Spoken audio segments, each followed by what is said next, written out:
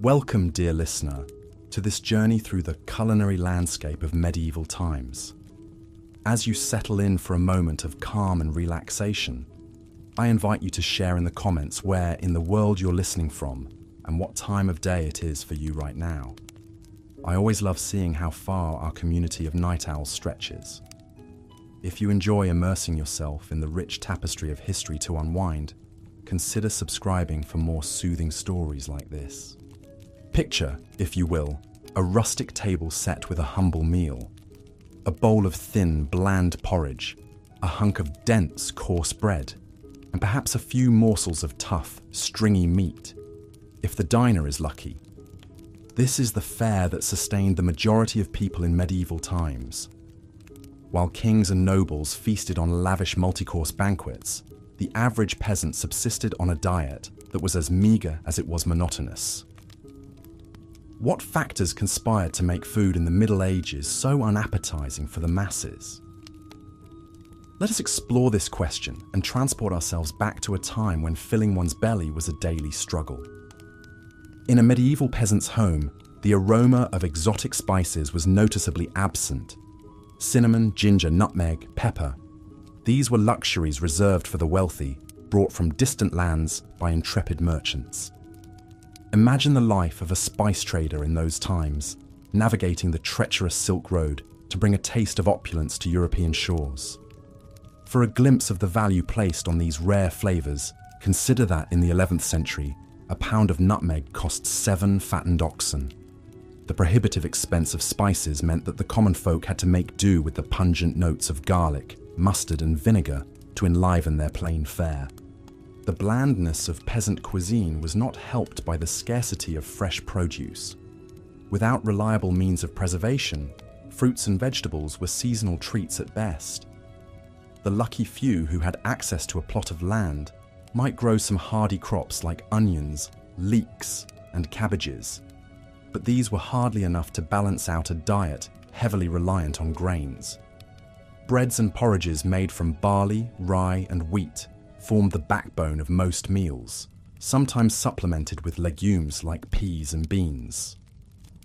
While this diet was filling, it lacked essential nutrients, leading to widespread malnutrition and stunted growth.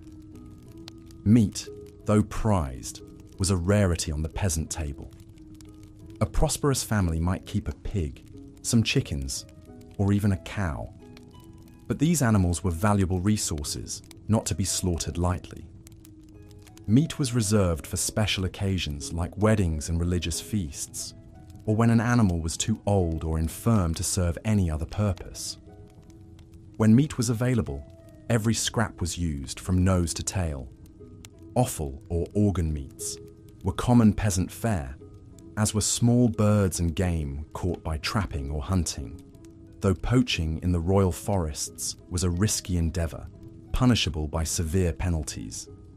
Fish was more accessible than meat for those who lived near rivers or the sea, but it too was often preserved by drying, smoking, or salting to last through lean times. The result was a far cry from the delicate, flaky fillets we enjoy today. Herring, cod, and eel were among the most common catches, and they would be packed in barrels with generous amounts of salt to stave off spoilage. Freshwater fish like carp and pike were a delicacy reserved for the nobility, who maintained private fish ponds on their estates. The scarcity of fresh food meant that medieval cooks had to get creative with preservation methods. Pickling, fermentation, and drying were all common techniques to extend the shelf life of perishables. Cabbage would be shredded and fermented into sauerkraut, cucumbers and onions pickled in vinegar, and fruits like apples and pears dried for winter storage. These preserved foods added some much-needed variety to the peasant diet, but they were a far cry from the vibrant flavours of fresh produce. Even staples like bread and ale, which formed the foundation of medieval sustenance, were not always trustworthy. Unscrupulous bakers might stretch their dough with fillers like ground acorns, chalk, or even sawdust, leading to loaves that were as hard as rocks and about as nutritious. Ale, too, was often watered down to increase profits, a practice that earned some alewives a nasty reputation. In a time when clean drinking water was scarce, weak ale was often the only safe choice, as the brewing process helped to kill off harmful bacteria. This brings us to perhaps the most unappetizing aspect of medieval dining, the utter lack of hygiene. Without an understanding of germs and food safety, contamination was rampant. Livestock were often kept close to living quarters for warmth and protection, their waste seeping into the same areas where food was prepared and consumed. In crowded cities, garbage and human excrement filled the streets, tainting water sources and attracting vermin. It's no wonder that foodborne illnesses were rampant, with even royalty not immune to the perils of spoiled fare. King John of England, for example, is said to have died after overindulging in peaches and new cider, a feast that likely led to a fatal case of dysentery. The spectre of disease was never far from the medieval dinner table. The Black Death, which wiped out a third of Europe's population in the 14th century, spread in part due to the unsanitary conditions that allowed rats and fleas to thrive. Food markets were particularly notorious as breeding grounds for pestilence, with flies buzzing around meat stalls and rodents scurrying underfoot. It's a wonder that anyone survived the perils of medieval dining at all. Yet even in the face of scarcity and disease, there were glimmers of gastronomic hope. Monasteries and abbeys often served as havens of relative plenty, with well-tended gardens and orchards providing a bounty of fresh produce. Monks were known for their culinary skills, with some even penning cookbooks that offered a glimpse into the more refined cuisine of the upper echelons. Of course, this food was not shared freely with the masses, but some monasteries did offer alms to the poor as a form of charity. For the nobility, feasts were an opportunity to showcase their wealth and power. A royal banquet might feature dozens of dishes, from roast swan and peacock to delicate pasties and sweetmeats. Spices flowed freely, as did wine and ale, creating an atmosphere of gluttonous revelry. But even these lavish spreads were not without their dangers. Food poisoning was a common occurrence, with spoiled meats and rancid sauces taking their toll on noble stomachs. And the sheer volume of food consumed could lead to painful digestive issues, a reminder that even the privileged were not immune to the hazards of medieval dining. As we reflect on the harsh realities of food in the Middle Ages, it's hard not to feel a sense of gratitude for the abundance and variety that we enjoy today. Our supermarkets brim with fresh produce from around the globe, our meats are safe and sanitized, and our spice racks hold flavors that would have been the envy of any medieval monarch. Yet even as we savor the fruits of modernity, we can't help but marvel at the resilience and ingenuity of our ancestors, who made do with so little and found ways to survive in the face of unrelenting hardship.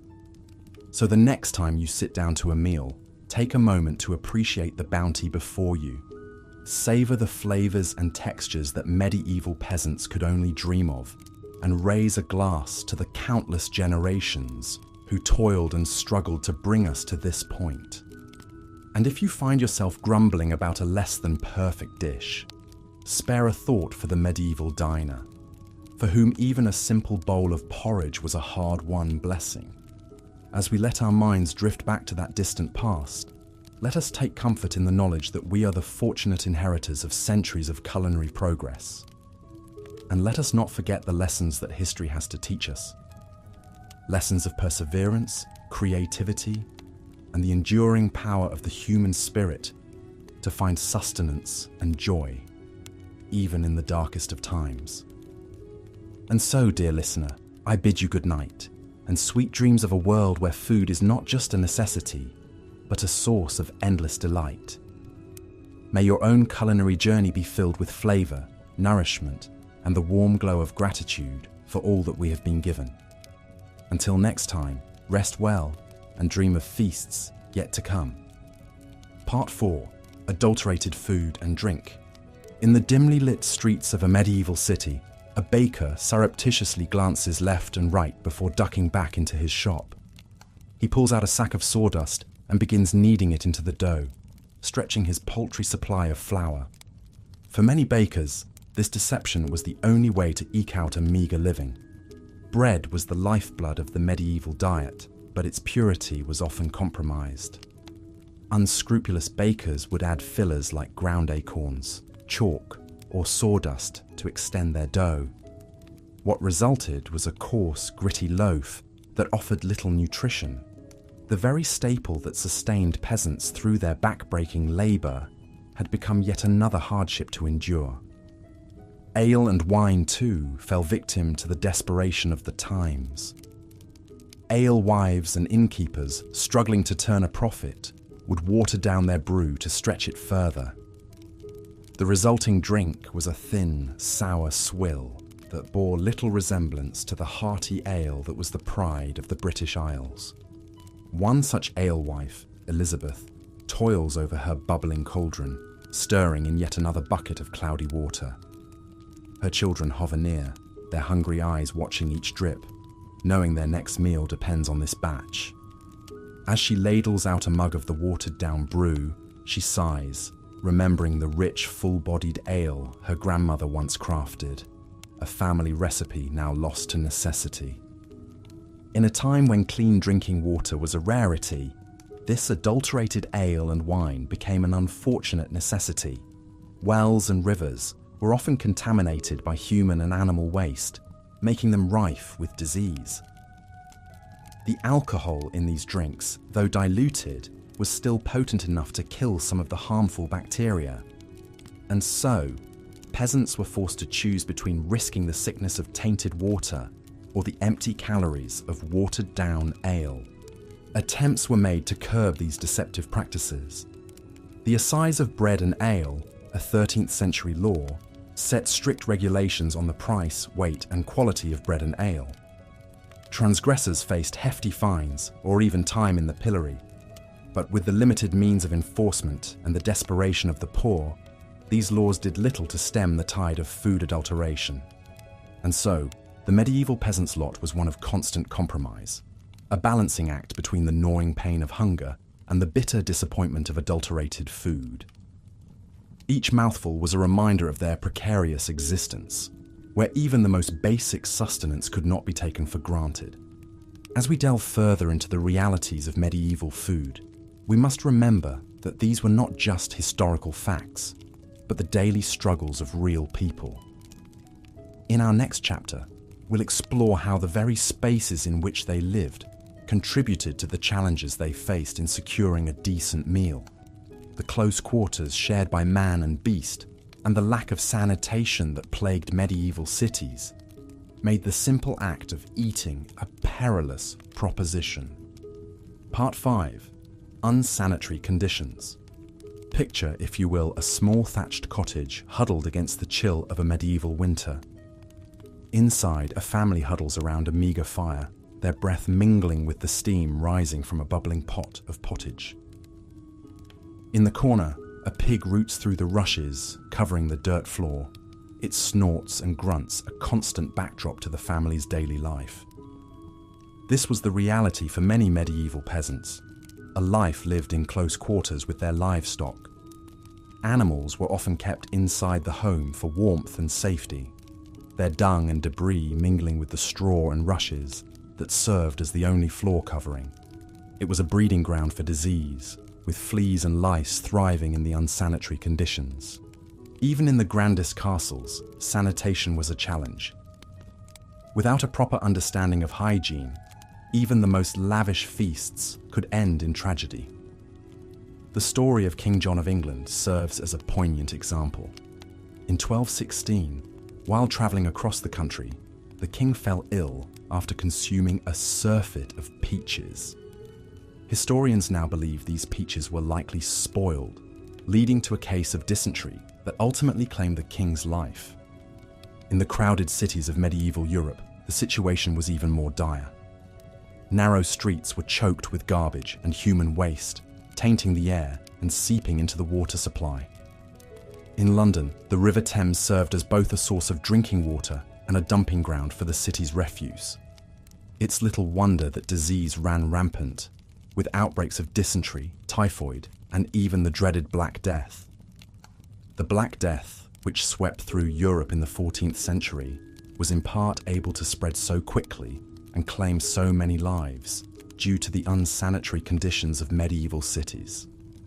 Fleas, carried by the rats that thrived in the filth, became the unwitting harbingers of the plague, spreading the disease from person to person with terrifying efficiency. For the average peasant, there was little escape from these unsanitary conditions. They lived and died amidst the filth, their bodies weakened by malnutrition and constant exposure to disease. Even the simple act of eating, which should have been a source of nourishment and comfort, became a gamble with every bite. As we consider these realities, it's easy to feel a sense of despair for the plight of the medieval peasant. But amidst this darkness, there were glimmers of light. The kindness of neighbours sharing what little they had, the solace found in faith and community. In our next chapter, we'll explore how the Church, despite its own role in the hardships of the time, also offered a measure of relief and hope to the hungry and the downtrodden. Part 6. The influence of the Church. The tolling of church bells marked the rhythm of life in medieval Europe. For peasants toiling in the fields, these peals signalled not just the call to prayer, but also a reprieve from the unrelenting demands of their work and their hunger. In a world where so much was uncertain, the Church stood as a bastion of stability and authority. But this authority came with its own set of rules and restrictions, many of which centered around food. The Catholic Church mandated frequent fasting and meatless days, particularly during the penitential season of Lent. For 40 days before Easter, the faithful were expected to abstain from meat, dairy, and eggs, a tall order for those already struggling to put food on the table. The story of one peasant family illustrates the hardship these fasts could impose. John and his wife, Margaret, toiled from sunup to sundown on their small plot of land, barely growing enough to feed their 3 children. When Lent arrived, they faced a daunting choice: honour the fast and risk weakening their already malnourished bodies, or defy the Church and face the consequences for their immortal souls. In the end, they chose to follow the fast, subsisting on meagre portions of bread, pottage, and the occasional dried fish. By Easter, their faces were gaunt and their steps heavy with exhaustion. Yet they took solace in the belief that their suffering would be rewarded in the next life. Despite the additional hardships these fasts imposed, the Church was not entirely deaf to the plight of the poor. Monasteries and abbeys often served as a source of food aid, distributing bread and alms to the needy as a form of Christian charity. The monks, with their vast lands and resources, were able to provide a measure of relief to the hungry masses. Yet even this charity had its limits. When crops failed and famine struck, the demand for aid often outstripped the Church's ability to provide. And for those caught poaching in the royal forests, a desperate attempt to supplement their meagre diets with fresh game, the Church's mercy was noticeably absent.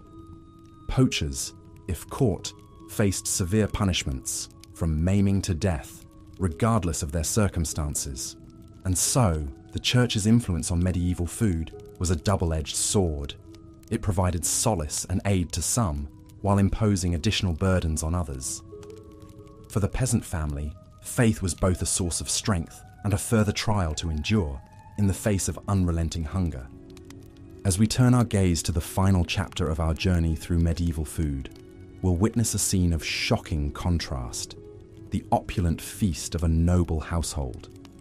Against the backdrop of peasant hardship, these lavish displays serve as a stark reminder of the vast inequalities that defined the era. Part 7. The rare medieval feast. The great hall of the castle is alive with the flicker of 100 candles. Tapestries line the walls, their vibrant threads telling stories of heroic deeds and courtly love. At the head of the room, on a raised dais, the lord and lady preside over a scene of opulence and plenty. Down the centre of the hall stretches a massive oak table groaning under the weight of countless dishes.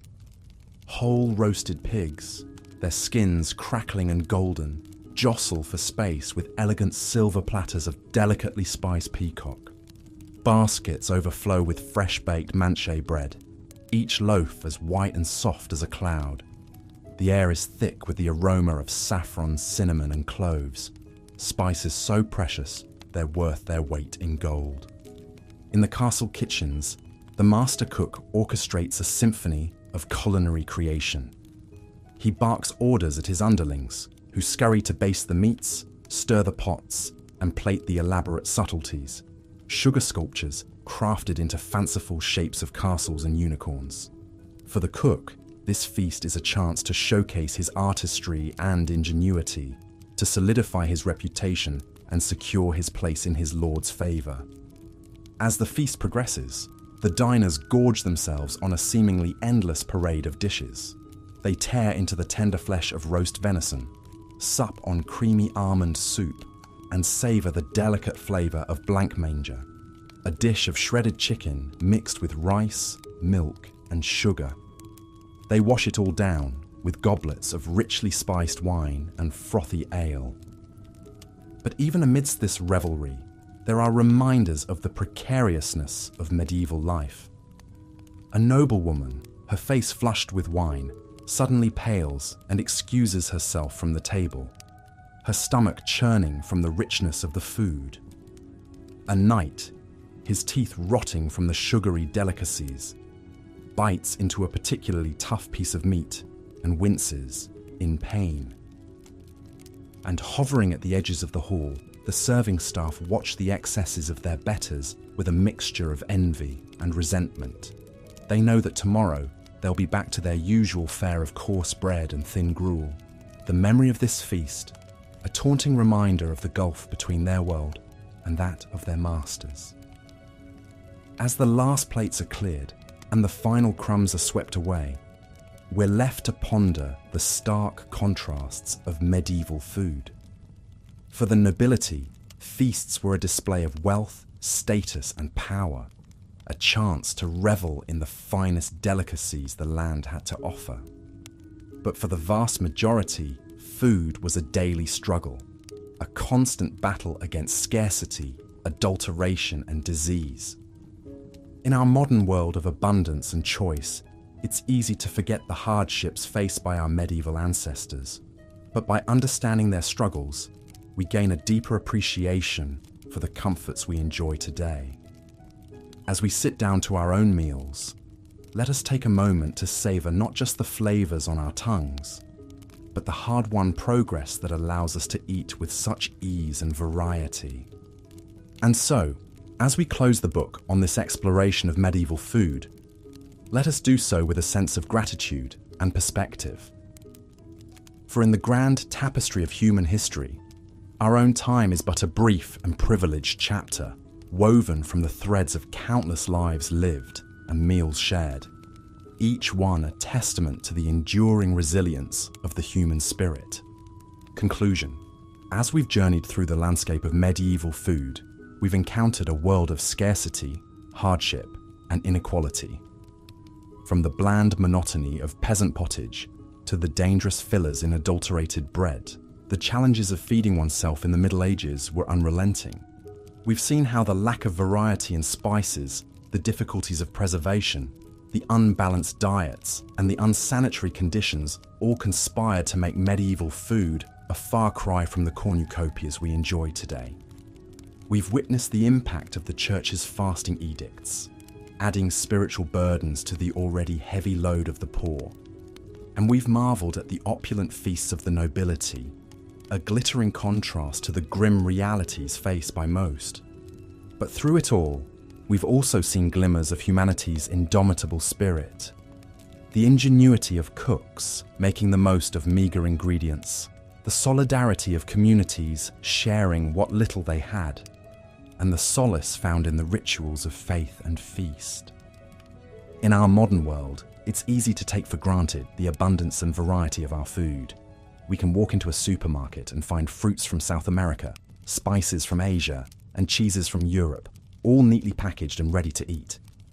We can dine in restaurants serving cuisines from around the globe, or have a world of flavors delivered right to our doorstep. But imagine, for a moment, transporting a medieval peasant into the aisles of a modern grocery store. The sheer variety would be overwhelming. The vibrant colors of the produce section, the gleaming refrigerated cases filled with milk and eggs, the shelves upon shelves of pre-packaged meals and snacks. It would be like stepping into a fairy tale, a land of unimaginable plenty. And yet, even in our world of culinary riches, we still face our own challenges. We grapple with the environmental impact of our food systems, with issues of access and inequality, and with the health consequences of overabundance. In our quest for convenience and choice, we sometimes forget the value of simplicity, of seasonal eating and local flavors. Perhaps then, there are lessons to be learned from our medieval ancestors, even as we appreciate how far we've come. We can embrace the joy of sharing a meal with loved ones, the satisfaction of a dish made with care and creativity. We can remember the value of preserving and cherishing the bounty of the earth, rather than taking it for granted. And most of all, we can approach our own meals with a sense of gratitude and wonder, recognizing the incredible journey that food has taken to reach our plates. From the sun-drenched fields, to the bustling kitchens, to the warmth of our own tables.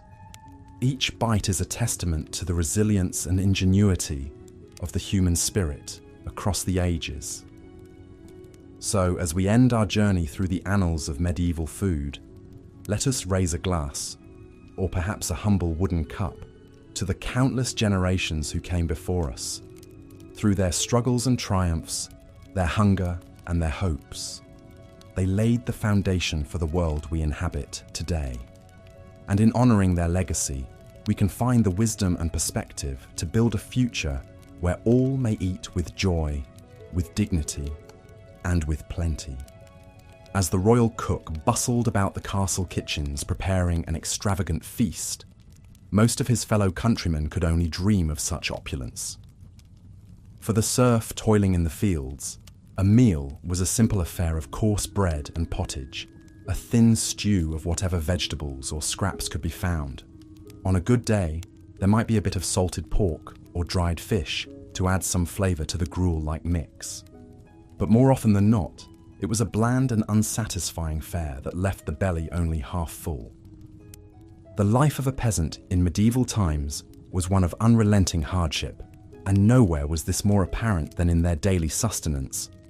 While the nobles dined on exotic dishes, flavoured with costly spices from far-off lands, the common folk subsisted on a diet that was as monotonous as it was meagre. But even the privileged were not immune to the perils of medieval food. The lavish feasts that were the hallmark of aristocratic life often came with a hidden cost. With no means of refrigeration, food spoilage was a constant threat, and many a noble fell ill, or even died from consuming contaminated fare. The very excesses that were meant to showcase their wealth and status could prove to be their undoing. Such was the fate of King John of England, whose untimely death in 1216 was attributed to a surfeit of peaches. As the story goes, the king was travelling through the town of King's Lynn when he was seized by a terrible case of dysentery. Some say it was brought on by the rich food he had consumed at a nearby abbey, while others blamed the peaches he had eaten with relish. Whatever the cause, the king's condition quickly worsened, and he died a few days later, his reign cut short by a humble fruit. It is a testament to the precariousness of life in the Middle Ages that even the most powerful and privileged were not safe from the dangers that lurked in their food. For the vast majority of people, however, the risks were even greater. In a world where hunger was a constant companion, the temptation to eat spoiled or contaminated food was often too great to resist. This was especially true in times of dearth, when crops failed and food was scarce. During these lean years, people would resort to eating whatever they could find, even if it meant risking their health or even their lives. Acorns, grass, and other wild plants were often ground into a coarse flour to make bread. while animals that had died of disease were sometimes consumed out of desperation. Even in the best of times, medieval food was often adulterated in ways that would be unthinkable today. Unscrupulous bakers would stretch their dough with fillers like sawdust or chalk, while brewers would water down their ale to increase their profits. Such practices were not only dishonest, but also dangerous, as they could lead to serious illness or even death. The alewife who sold her brew in the village tavern was a common figure in medieval life, and one who often bore the brunt of the community's suspicions and resentments. If her ale was weak or sour, she might be accused of adulterating it with noxious substances, or even of practicing witchcraft. In a world where superstition held sway, the line between a bad batch of ale and a deadly poison was often blurred. Despite the many challenges and hardships that medieval people faced in their daily lives, they were not without their small joys and comforts. For the peasant family gathered around the hearth at the end of a long day, a simple meal of bread and pottage could be a moment of respite and togetherness. And for the monks and nuns who dedicated their lives to prayer and service, the austere diet prescribed by their religious orders could be a source of spiritual nourishment and discipline. But even in the monasteries and abbeys that dotted the medieval landscape, food was not always a source of comfort or sustenance. During the holy season of Lent, when Christians were expected to fast and abstain from meat, the already limited diets of the religious orders would be further restricted. For 40 long days, they would subsist on little more than bread, water, and the occasional vegetable or fish. For some, this period of deprivation was a welcome opportunity to focus on their spiritual lives and to draw closer to God. But for others, it was a time of great hardship and temptation, as the pangs of hunger gnawed at their resolve and tested their faith. In a world where food was so often scarce and unpredictable, the idea of voluntarily giving it up must have seemed like the height of insanity. And yet, despite all the hardships and challenges that medieval people faced in their daily lives, they found ways to adapt and persevere. They learned to preserve their food through salting, smoking, and drying, to make the most of the meager ingredients available to them, and to find joy and comfort in the simple pleasures of life. In many ways, the story of medieval food is a story of resilience and ingenuity in the face of adversity. It is a reminder of how far we have come in terms of food safety, variety, and abundance, but also of how much we still have in common with our ancestors. For just as they struggled to put food on the table and to nourish their families, so too do we grapple with the challenges of our own time, from climate change and food insecurity to the pressures of modern life. As we sit down to our own meals, laden with a dizzying array of flavors and ingredients from all corners of the globe, it is easy to forget the hardships and sacrifices that have brought us to this point. But by understanding the history of our food and the ways in which it has shaped our culture and our identity, we can gain a greater appreciation for the abundance and diversity that we enjoy today. So the next time you bite into a juicy apple or savor a slice of warm, crusty bread, take a moment to reflect on the long and winding road that has brought us to this point, and give thanks for the countless generations of farmers, cooks, and laborers who have toiled to put food on our tables, and who have left us a legacy of resilience, creativity, and hope in the face of even the greatest of challenges. Perhaps if a medieval peasant were to somehow be transported to a modern grocery store, they would be overwhelmed by the sheer abundance and variety of food available. They might marvel at the exotic fruits and vegetables from far-off lands, the gleaming displays of meat and fish, and the aisles upon aisles of packaged and processed foods. But they might also feel a sense of unease or even distrust, wondering at the hidden costs and compromises that have made such abundance possible. They might question the methods by which our food is grown and raised, the additives and preservatives that keep it fresh and appealing, and the impact that our food choices have on our health, our environment, and our communities. In the end, the medieval peasant might simply shake their head in wonder and return to their own time, content with the simple fare that has sustained them for generations. For while our modern food system may offer us greater choice and convenience than ever before, it is not without its own challenges and drawbacks. And just as the medieval peasant had to learn to make do with what they had, to find joy and sustenance in the face of scarcity and hardship, so too must we learn to navigate the complexities of our own food landscape.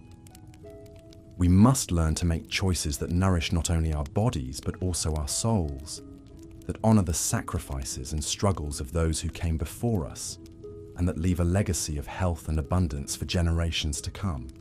So let us raise a toast to the humble peasant, the hard-working farmer, the skilled artisan, and all those who have laboured to put food on our tables throughout history. Let us savour the flavours and textures of the foods we eat, not just as a source of sustenance, but as a connection to the past and a promise for the future. And let us never forget the power of food to bring us together, to nourish our bodies and our spirits, and to remind us of our shared humanity in the face of even the greatest of challenges. As we've seen, the medieval spice trade was a lucrative but perilous business. Those who controlled the flow of spices could amass great fortunes, while those who toiled to bring these precious commodities to Europe risked life and limb. One such spice merchant was a man named Giovanni di Marignoli.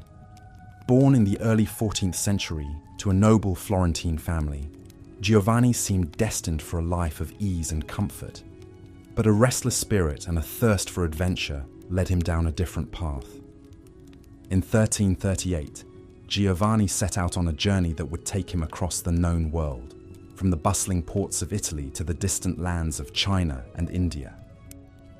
As a papal envoy and missionary, his official purpose was to spread the Christian faith. But Giovanni was also a keen businessman, always on the lookout for valuable spices and other exotic goods to bring back to Europe. Giovanni's travels were fraught with danger at every turn. He crossed the vast deserts of Central Asia, braving sandstorms and bandits. He navigated treacherous mountain passes in the Himalayas, battling altitude sickness and frostbite. He sailed the storm-tossed seas of the Indian Ocean, praying to survive each monsoon season. But for all the hardships he endured, Giovanni was also enchanted by the wonders he encountered. He marveled at the gleaming white palaces of Khan Balik, the Mongol capital later known as Beijing. He admired the pious devotion of the Thomas Christians in southern India. He reveled in the heady scents and flavors of the spice markets in Ceylon and Malabar. Along the way, Giovanni gathered a rich cargo of cinnamon, pepper, cloves, and nutmeg, carefully packed in chests to protect them from moisture on the long journey home. He knew that if he could bring these spices safely back to Italy, he stood to make a fortune. But Giovanni's luck was not to hold. According to some accounts, his ship was lost at sea on the return voyage, taking him and his precious spices down to the briny deep. Other tales hold that he survived the journey, only to be robbed and murdered by brigands on the outskirts of Florence, his spices scattered to the wind. Whatever the truth of his fate, Giovanni di Marignoli's story reminds us of the incredible risks and rewards of the medieval spice trade. For a few wealthy merchants and lucky adventurers, spices could be a ticket to untold riches. But for most, like Giovanni, they remained a tantalizing dream, always just out of reach. As we drift off to sleep, let us imagine we are in a bustling spice market in some far-flung corner of the medieval world. The air is thick with the scent of pepper and cinnamon, cardamom and saffron. Merchants haggle in a dozen different tongues, their voices rising and falling like the tide. We wander the narrow lanes, baskets in hand, marveling at the colourful mounds of spices from every corner of the globe. Here, a pile of ginger root, gnarled and pungent. There, a heap of cloves like tiny brown nails, their aroma warm and sweet. But as we fill our baskets, we can't help but feel a pang of regret for the many who will never taste these flavours. For the poor peasants back home, a pinch of pepper would be an unthinkable luxury, let alone a fragrant curry or a spiced wine. Their food, as we'll explore further, is a monotonous grind of gruel and grit, a far cry from the sumptuous feasts we've seen at the tables of the wealthy. But even those lavish banquets, as we'll soon discover, could come with their own hidden dangers and disgusting surprises. So let us savor this imagined abundance, this rare sensory delight, as we drift deeper into dreams. For when we wake, we'll have to confront once more the harsh realities of food in the Middle Ages. Realities that made filling one's belly a daily battle for princes and paupers alike. The scarcity and hardship that defined medieval food for the masses extended even to the staples that formed the backbone of their diets. Bread, the most basic and universal of foods, was often a coarse, unappetizing loaf that would be nearly unrecognizable today. For poorer peasants, bread was made from lower quality grains, like barley, rye, and even beans or chestnuts in times of shortage. This resulted in dense, dark loaves that were difficult to digest and provided little nutrition. The bread was often full of gritty impurities from poor milling techniques, and it would quickly go stale or mouldy in the damp conditions of many peasant homes. Even for slightly better off peasants who could afford wheat bread, the end product was a far cry from the fluffy, leavened loaves we enjoy today. Leavening agents like yeast were expensive and hard to come by, so most bread was unleavened flatbread, similar to modern pita. These flatbreads would be baked on a hearthstone or dried in the sun, resulting in a hard, cracker-like consistency.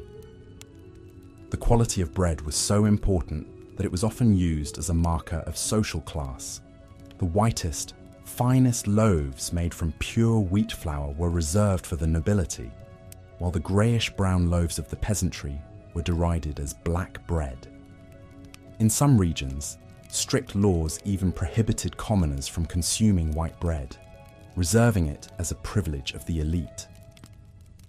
One figure who stood out in the history of medieval bread production was the 12th century mystic Saint Hildegard of Bingen.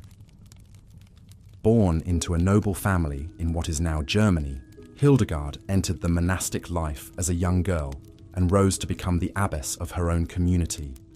In addition to her visionary spiritual writings and musical compositions, Hildegard was renowned for her knowledge of herbalism and natural medicine. She wrote extensively about the properties of grains and the importance of proper nutrition, even at a time when such ideas were not widely understood. In her treatise Physica, Hildegard described spelt, an ancient grain closely related to wheat, as the best grain for human consumption. She believed that spelt bread nourished the body and enhanced longevity, while cautioning against the consumption of raw cereals as damaging to health. Hildegard put her knowledge into practice, overseeing the extensive agricultural lands and bakery of her abbey. Under her guidance, the nuns of Bingen produced high-quality spelt bread that was distributed to the sick and poor in the surrounding community. Though spelt was still a luxury commodity out of reach for most peasants, Hildegard's advocacy of it as a healthier alternative to common wheat was remarkably prescient. Modern nutritional science has vindicated many of her claims, showing spelt to be higher in protein and easier to digest for many people than highly processed modern wheat. The life and work of Hildegard of Bingen provides a glimpse into the crucial role that bread played in medieval society, not just as a staple food, but as a symbol of social status and a potential tool for healing. Her teachings, informed by a holistic understanding of the connection between food and health, foreshadowed modern ideas about nutrition and wellness. Despite the efforts of visionaries like Hildegard, bread for most people in the Middle Ages remained a coarse, bland staple that was often scarce. The unequal distribution of this basic necessity was just one more way in which the stark class divides of medieval society manifested in its food culture. For the poorest peasants, even the meagre comfort of a regular supply of bread could be stripped away by the cruel twists of fate and weather. In times of drought, flood, or blight, when grain crops failed, the spectre of famine loomed large over medieval communities. During these dreaded years of dearth, food prices would skyrocket while wages plummeted, leaving many peasants unable to afford even a basic subsistence. With no social safety net to rely on, the poorest were left to starve or resort to desperate measures like eating bark, grass, or even cannibalism in the most extreme cases. One of the worst famines to strike medieval Europe was the Great Famine of 1315 to 1322.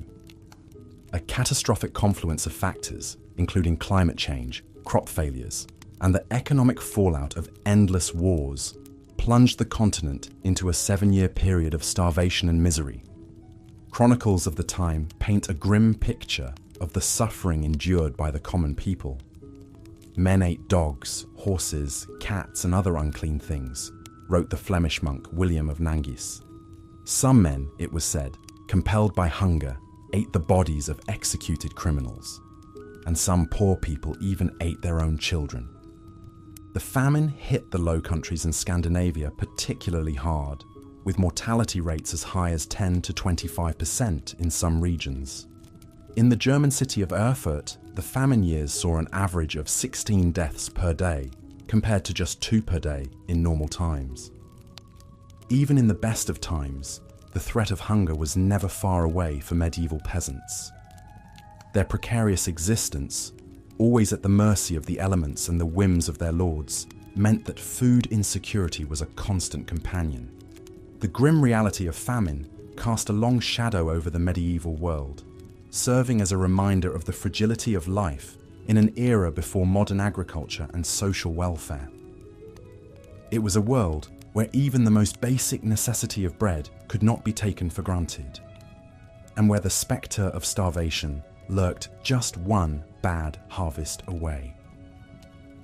As we continue our journey through the culinary landscape of the Middle Ages, we'll see how this pervasive scarcity and insecurity shaped not just the diets, but the entire worldview of medieval people. In a time when a full belly was a luxury and a stale crust a treasure, food took on a significance that is hard to imagine from our modern vantage point of abundance and choice. But first, let's turn our attention to another staple of the medieval diet that was scarcely more appetizing than the era's bread: meat. For all but the wealthiest nobles, meat was a rare treat reserved for special occasions. And when it did appear on the menu, it often came in forms that would turn the stomachs of modern diners. In the absence of refrigeration, medieval people had to rely on a variety of preservation methods to keep meat from spoiling. Salting was the most common technique, with heavily salted meats being a staple of winter diets. But the salt itself was often of poor quality, full of impurities that could make the meat taste bad or even cause illness. Smoking and drying were also used to preserve meats, particularly in the form of sausages and hams. These could keep for longer periods, but would become hard and unappetizing over time, with a texture more akin to leather than to the juicy, tender meats we enjoy today. For most peasants, meat usually meant tough, stringy cuts from older animals that were no longer useful for milk or labor. Beef was rarely eaten by commoners, as cattle were simply too valuable to slaughter. Pork and poultry were somewhat more common, but were still luxury items for most. The type and amount of meat in medieval diets varied significantly by region and social status. In Slavic regions and parts of Scandinavia, people largely relied on freshwater fish rather than terrestrial meat. Hunting was a cherished privilege of the nobility, who jealously guarded their exclusive rights to venison and other game meats. One vivid glimpse into the inequality of medieval meat consumption comes from the records of King Richard II's cooks in the late 14th century. For a single royal feast in 1387, the kitchens prepared 2,000 chickens, 400 sheep, 500 stags, and 1,000 little pigs. Fare fit for a king indeed. In contrast, a peasant family might expect to eat meat only a handful of times per year, usually on major religious holidays like Christmas and Easter. Even then, the cuts would be meagre and have been scrupulously saved for months. But for one brief moment in the history of medieval England, the humble peasantry got a taste of the bounty usually reserved for their betters. In the aftermath of the Black Death, which killed up to half the population in the mid-14th century, the massive labour shortage gave surviving peasants newfound bargaining power. With fewer mouths to feed and a surplus of land, many peasants found themselves in the novel position of being able to demand higher wages and better living conditions. For a few short decades, the standard of living for English commoners actually improved markedly. Meat consumption rose as more peasants could afford to keep livestock for their own tables rather than for the markets. Wages doubled or even tripled in some regions, allowing labouring families to supplement their usual fare of porridge and bread with the occasional chicken, pig, or even cow. But this golden age for the peasantry was to be short-lived. The landed nobility, alarmed at the rising power of the lower classes, fought back with laws attempting to freeze wages at pre-plague levels and tie peasants to the land. The tensions between the emboldened peasantry and the reactionary aristocracy would erupt in the Peasants' Revolt of 1381.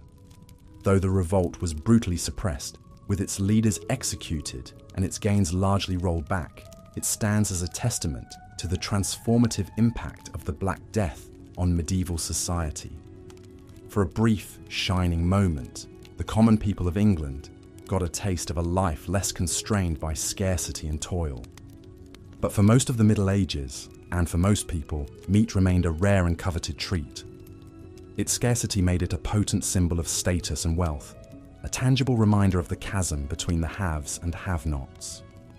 In the great halls of castles and manors, nobles and knights feasted on heaping platters of roasted game and delicate fowl, washing it down with fine wines and honeyed mead. But in the hovels of the peasantry, a scrap of salted pork or a stringy chicken leg was a hard-won delicacy to be savoured and stretched as far as it could go. This disparity in access to such a basic foodstuff underscores the harsh inequalities that defined life in the Middle Ages. In a world where even a full belly was a mark of privilege, the gulf between rich and poor was as wide as the distance between a king's banquet table and a peasant's empty trencher. As we've seen, the rare morsel of meat was a highlight in the otherwise dreary and monotonous diet of most medieval people. But even this small pleasure was subject to strict regulation by the power of the Church. In medieval Europe, the Catholic Church wielded immense influence over every aspect of daily life, and food was no exception. The church calendar was dotted with fast days and meatless days, when the consumption of animal products was strictly forbidden. The most significant of these was the season of Lent, the 40-day period leading up to Easter. During this time, all meat, dairy, and eggs were off limits, leaving the faithful to subsist on a meagre diet of fish, vegetables, and bread. For wealthy nobles, this was a minor inconvenience. They could afford to import exotic fruits, nuts, and spices to liven up their Lenten fare, and their well-stocked fish ponds ensured a steady supply of fresh seafood. But for the poor, Lent meant an even more restricted and monotonous diet than usual. The Church's rationale for these dietary restrictions was rooted in the idea of penance and spiritual discipline. By denying themselves the pleasures of the flesh, even in the form of food, the faithful were thought to be purifying their souls and aligning themselves with the suffering of Christ. But in a world where hunger and scarcity were daily realities for most people, the idea of voluntary deprivation must have seemed a bitter irony. For peasants who rarely tasted meat anyway, the imposition of additional restrictions could feel like a cruel joke. Yet the power of the Church was so great that few dared to openly flout its dietary decrees.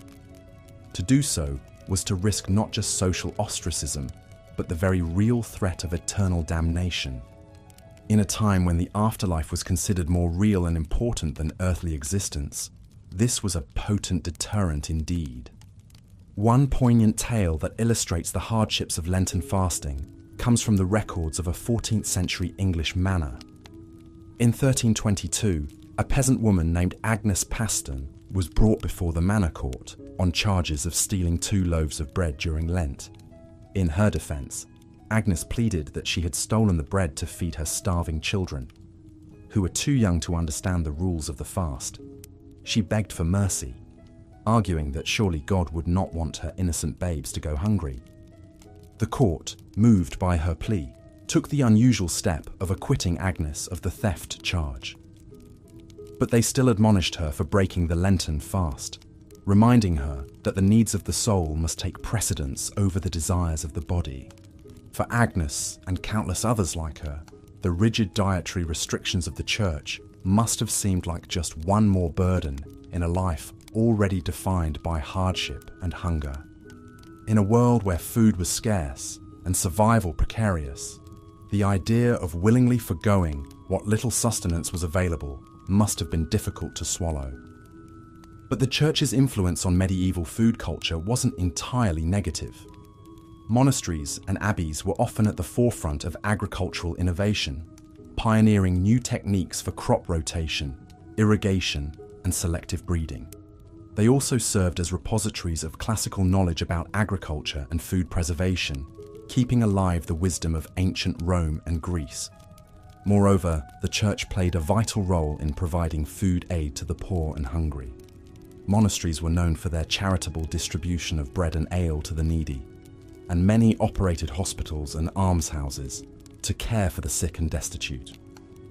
In a time before social welfare programs or organized charity, the church was often the only safety net available to the most vulnerable members of society.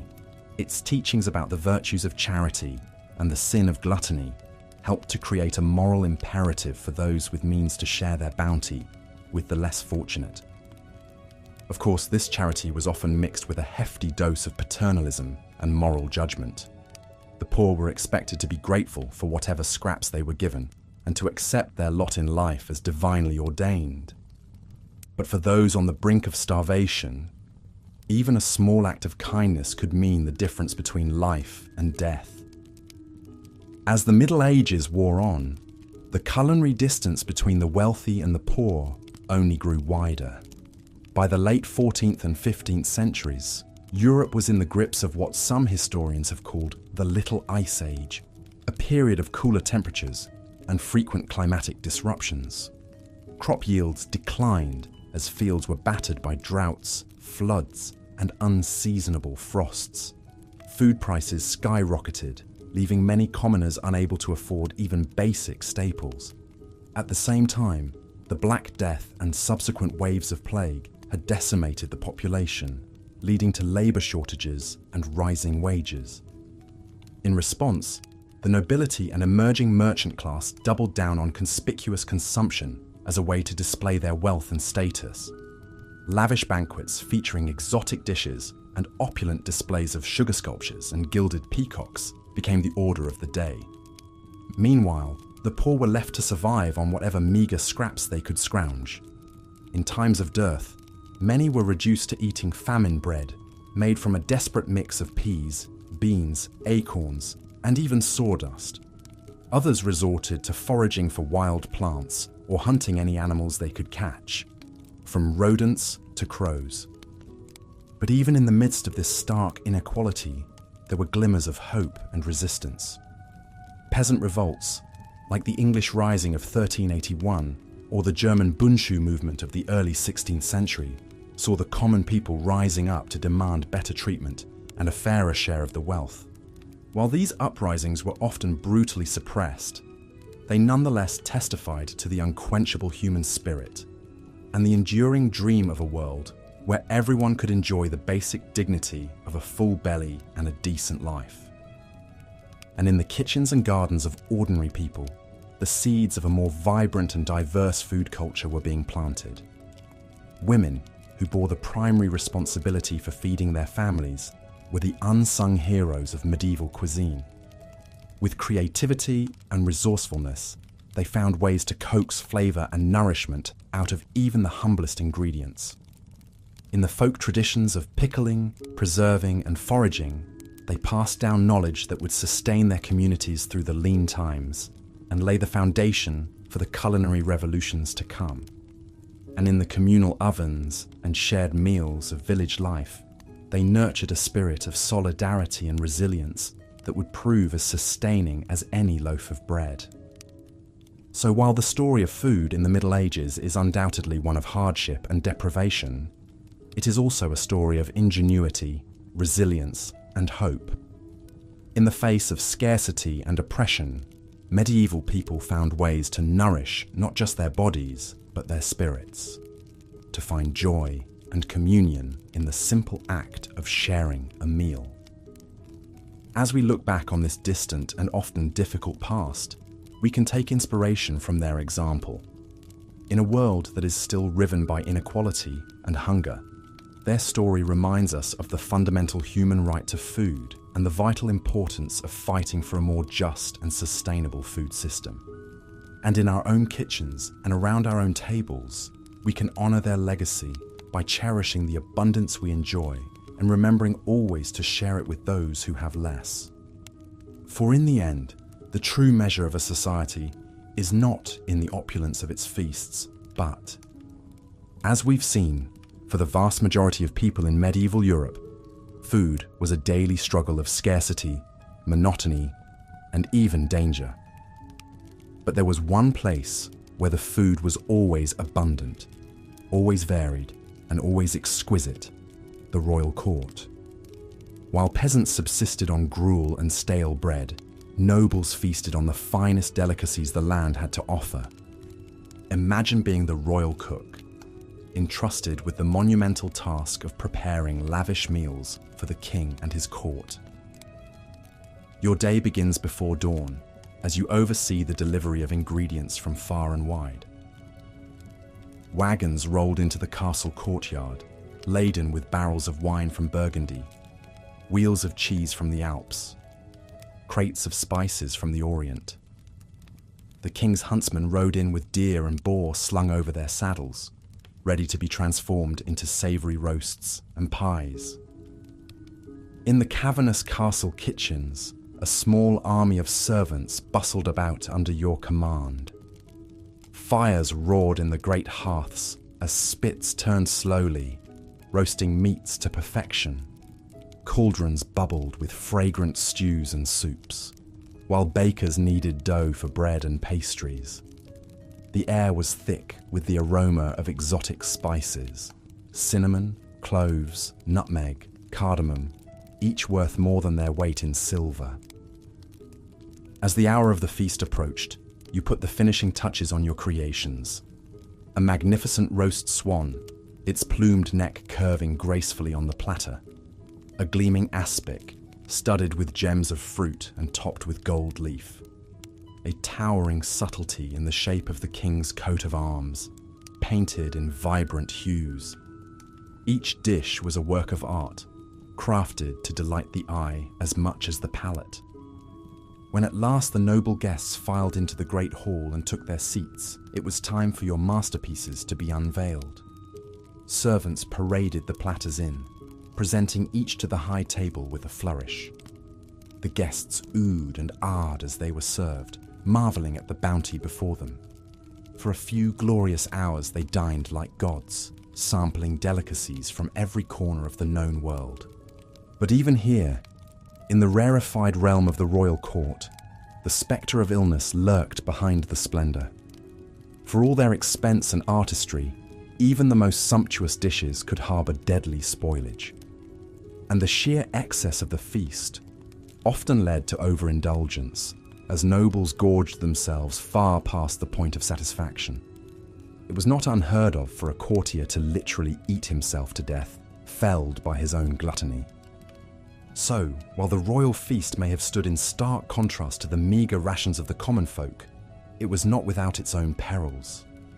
In a world without refrigeration or food safety standards, no one was truly safe from the dangers of the dining table. Rich or poor, the medieval relationship with food was always a precarious one. Today, we can scarcely imagine the hardships that our ancestors endured simply to fill their bellies. The poorest among us have access to a variety and quality of food that would have been unthinkable even for medieval kings. We can walk into a gleaming supermarket and find fruits and vegetables from every season, meats and cheeses from every continent, spices and sauces from every cuisine. We can eat what we want, when we want, without fear of famine or food poisoning. But perhaps, in our abundance, we have lost something as well. The medieval peasant, for all his suffering, likely felt a deep connection to the land and the turning of the seasons. He knew intimately the sweat and toil that went into every mouthful. While we may pity him his limited options, he would likely look upon our pre-packaged, mass-produced meals with a mixture of wonder and horror. One can imagine a medieval serf transported to the snack aisle of a modern grocery store, marveling at the colourful bags and boxes stretching out before him. He picks up a shiny packet, turning it over in his weathered hands. Cheetos, he reads slowly, sounding out the unfamiliar word. Made with real cheese. He shakes his head in disbelief. Real cheese? For a mere peasant? Impossible. He puts it back on the shelf and moves on, overwhelmed by the strange bounty of this new world. As we drift off to sleep, bellies full of whatever we desire, let us take a moment to reflect on the privilege of choice. Let us remember the countless generations who came before, who fought and scraped and starved so that we might have the luxury of a full larder. And let us be grateful for the simple, everyday miracle of enough to eat. As the sun set over the bustling port city of Venice, a weary spice merchant named Luca disembarked from his ship, his precious cargo of exotic spices from the east secured tightly in his satchel. Luca had spent months traversing the treacherous Silk Road, braving bandits, sandstorms, and searing heat to bring a taste of faraway lands to the tables of wealthy Europeans. For Luca and merchants like him, the spice trade was a lucrative but perilous endeavour. The demand for spices like pepper, cinnamon, cloves, and saffron was insatiable among the nobility, who used them to flavour their rich dishes and show off their affluence. But for the common folk, these things remained an unattainable luxury, their meals remaining sadly bland and unappetizing. As Luca navigated the winding canals of Venice to deliver his wares to his wealthy clientele, he couldn't help but reflect on the stark divide between the opulent feasts of the rich and the meagre rations of the poor. While nobles dined on succulent roasts, flavoured with exotic spices, peasants subsisted on little more than coarse bread and watery porridge, their palates never knowing the lively tang of pepper or the warm, sweet embrace of cinnamon. The life of a spice merchant was one of constant movement and danger, with fortunes won and lost on the whims of the sea and the shifting sands of the desert. Luca had seen his fair share of hardships on his journeys. Attacks by marauding bandits, treacherous mountain passes, and the ever-present threat of disease. But he pressed on, driven by the promise of riches and the thrill of the unknown.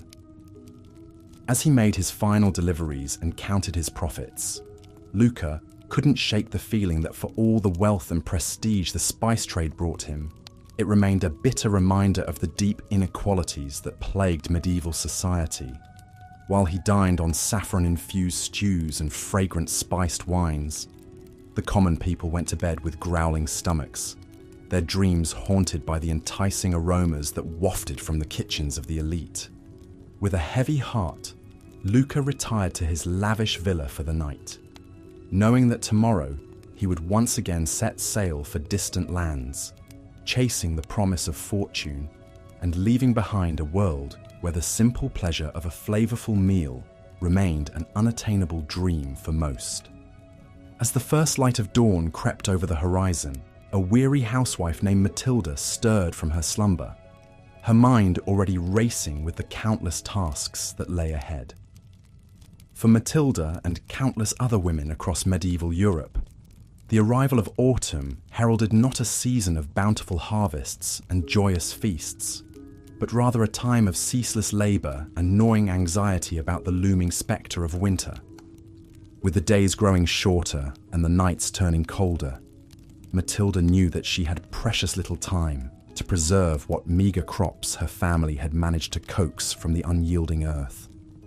Every scrap of food was precious, and nothing could be allowed to go to waste, lest they face the unthinkable prospect of starvation in the bleak months ahead. As she set about her work, Matilda's mind wandered to the lavish feasts of the nobility, where sumptuous meats and exotic delicacies were consumed with wanton abandon. For her and her fellow peasants, such extravagances were little more than cruel jests, taunting reminders of the vast chasm that separated the haves from the have-nots in the rigid hierarchy of medieval society.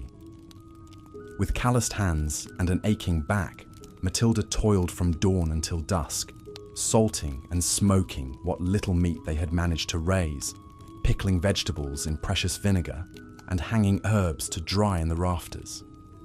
The work was monotonous and exhausting, but she couldn't afford to rest, knowing that every morsel she preserved now could mean the difference between life and death come winter. As the days wore on and the leaves began to turn, Matilda's thoughts turned to the harsh realities that lay ahead. Even with all her hard work, she knew that the winter would be a time of scarcity and hardship, with meals consisting of little more than coarse bread and thin gruel, day after day. The spectre of hunger was a constant companion, lurking just beyond the threshold, waiting to sink its icy claws into the vulnerable and the weak. But even in the face of such bleak prospects, Matilda found solace in the knowledge that her tireless efforts would at least give her family a fighting chance. With a fierce determination burning in her heart, she continued her labours, her hands raw and her spirit weary, but her resolve unshakable. For in a world where famine and privation were constant threats, the simple act of preserving food was an act of defiance, a stubborn refusal to submit to the unyielding cruelty of fate.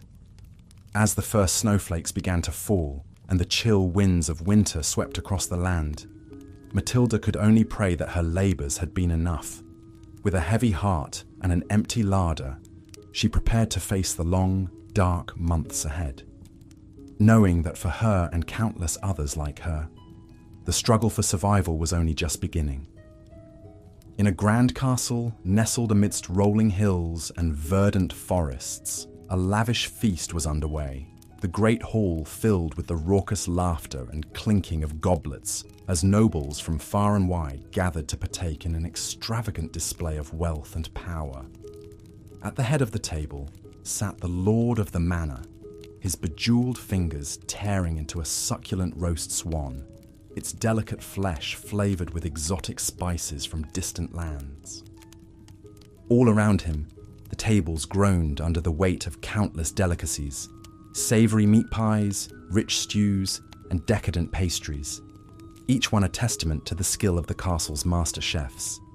The air was thick with the aroma of roasting meats and the heady scent of mulled wine, a sensory feast that stood in stark contrast to the meagre rations of the serfs toiling in the fields beyond the castle walls. For these lowly peasants, the very notion of such a feast was little more than a cruel fantasy, a tantalizing glimpse of a world forever beyond their reach. As they huddled in their draughty hovels, their bellies gnawing with hunger, they could only dream of the rich flavors and sumptuous textures that graced the tables of their betters. Their own meals, if they could even be called that, consisted of little more than a thin gruel made from whatever scraps and leftovers they could scrounge together. A few lucky ones might have a meagre crust of bread to gnaw on, but for most, even that was a rare luxury. The thought of meat, let alone the succulent delicacies being devoured by the nobles, was little more than a distant fantasy. As the feast wore on, and the wine flowed freely, the nobles grew ever more boisterous, their laughter ringing through the halls and echoing off the stone walls. They traded bawdy jokes and tales of their exploits, their faces flushed with the warmth of the fire, and the satisfaction of their overindulged appetites. But beyond the castle walls, the serfs huddled in their misery, their stomachs cramping with hunger and their hearts heavy with the knowledge that they would likely never know the pleasures of a full belly or a contented smile. For them, life was little more than an endless cycle of backbreaking labor and gnawing hunger, the cruel whims of fate forever conspiring to keep them in their place. As the last embers of the feast's great fires died out and the nobles retired to their plush chambers, the serfs returned to their own meager dwellings, their minds haunted by the tantalizing aromas and raucous laughter that had filled the night air. With heavy hearts and empty stomachs, they settled in for another long, cold night, the spectre of hunger their constant companion and the dream of a better life little more than a cruel, taunting mirage. In the bustling streets of a medieval town, an alewife named Agnes hurried to and fro, her arms laden with jugs of her latest brew. Agnes was a stout, no-nonsense woman who had been brewing ale for as long as anyone could remember. It was a hard life, fraught with long hours and meager profits, but it was the only life she had ever known. As she made her way through the winding alleys, dodging the refuse and filth that littered the streets, Agnes couldn't help but feel a pang of guilt over the shortcut she had taken with her latest batch. Times were tough, and the price of grain had skyrocketed, leaving her with little choice but to stretch her ale with a bit of extra water. It was a risky move, one that could land her in hot water with the local authorities if anyone found out. But what choice did she have? Agnes knew that her customers, mostly hard-working labourers and craftsmen, relied on her ale to provide a brief respite from the drudgery of their daily lives. They craved the rich, hearty flavour and the pleasant buzz that came with a few pints after a long day's work. But with the cost of ingredients eating into her already meagre profits, Agnes had been forced to cut corners wherever she could. As she arrived at the tavern and began to unload her wares, Agnes couldn't shake the nagging feeling that she was betraying her customers' trust. She took pride in her craft, and the thought of serving them watered-down swill made her stomach churn. But what choice did she have? It was either adulterate her brew or risk losing everything she had worked so hard to build. With a heavy heart, Agnes began to serve her customers, watching as they eagerly quaffed down the subpar ale, their faces contorting in disappointment as they realized that something was amiss. Some grumbled under their breath, while others outright complained, demanding to know what had happened to the usually stellar brew. Agnes did her best to deflect their questions and assuage their concerns, but the guilt continued to gnaw at her. She knew that her actions were wrong, but in a world where survival was a daily struggle, sometimes compromises had to be made. As the night wore on and the crowd began to thin, Agnes finally allowed herself a moment to breathe. She surveyed the empty jugs and the meagre pile of coins on the counter, a bitter reminder of the harsh realities of her trade. With a weary sigh, she began to clean up, her mind already racing with worries about how she would make ends meet in the days to come. For Agnes and countless other alewives like her, the struggle to survive in a world of scarcity and hardship was a constant battle. Each day brought new challenges and difficult choices, and the line between right and wrong often blurred in the face of desperation.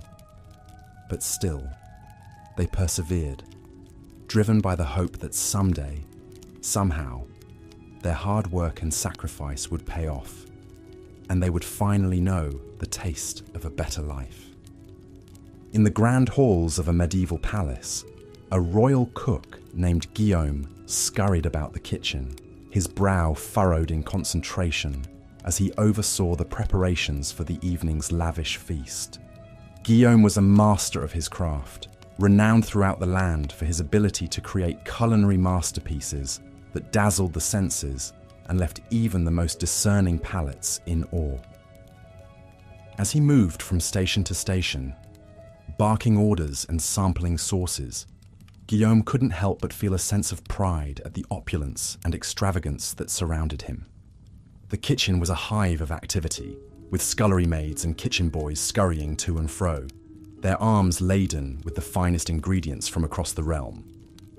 There were plump capons and succulent roasts, their skins glistening with honey and spices, mountains of fresh fruits and vegetables, their colours so vibrant they seemed to leap off the platters, and delicate pastries and confections, each one a work of art in its own right. It was a true testament to the wealth and power of the royal court, and Guillaume revelled in his role as the mastermind behind it all. But even as he basked in the glory of his creations, Guillaume couldn't shake the unease that gnawed at the back of his mind. He knew all too well the stark contrast between the lavish feasts he prepared for the nobility and the meagre scraps that passed for meals among the common folk. It was a divide that troubled him deeply, though he knew that to speak out against it would be to risk everything he had worked so hard to achieve. As the final preparations were made and the first course was served, Guillaume watched from the shadows as the nobles took their seats, their faces alight with anticipation. He saw the way their eyes widened in delight as they tasted his creations, the appreciative murmurs and nods of approval that rippled through the crowd. For a moment, he allowed himself to bask in the satisfaction of a job well done. But as the night wore on and the revelry grew more boisterous, Guillaume couldn't shake the growing sense of unease that tugged at his heart. He thought of the countless hungry mouths beyond the palace walls, the gaunt faces and hollow eyes of those who had never known the pleasure of a full belly. As the last of the dishes were cleared away and the nobles retired to their chambers, their stomachs groaning with the excesses of the feast, Guillaume finally allowed himself a moment to rest. He slumped against the kitchen wall, his eyes closed, and his heart heavy with the weight of the injustices he had witnessed. In that moment, he couldn't help but wonder what it would be like to live in a world where food was not a privilege reserved for the few, but a basic right afforded to all. He knew that such a world was little more than a dream, a fantasy as distant and unattainable as the stars themselves. But still, he couldn't help but hope that someday, somehow, things might change, and the plenty he created in the palace kitchens might find its way to those who needed it most. Until then, Guillaume knew that he would continue to ply his trade, his hands forever stained with the guilt of the plenty he created and the poverty he helped perpetuate. It was a burden he would carry with him always, a constant reminder of the cruelty and inequality that lay at the heart of the medieval world. As we have journeyed through the annals of medieval history, exploring the harsh realities and cruel inequities that define the era's food culture, it is impossible not to feel a sense of gratitude for the relative abundance and variety that we enjoy in the modern age. The struggles and hardships faced by our ancestors, from the lowliest serf to the most skilled artisan, serve as a poignant reminder of just how far we have come in our quest to ensure that all people have access to the basic necessities of life. But even as we celebrate the progress we have made, it is important to remember that the spectre of hunger and malnutrition still looms large in many parts of the world. Even in the midst of plenty, there are still those who go to bed with empty stomachs and aching hearts, their dreams haunted by the same cruel inequalities that plagued the medieval world.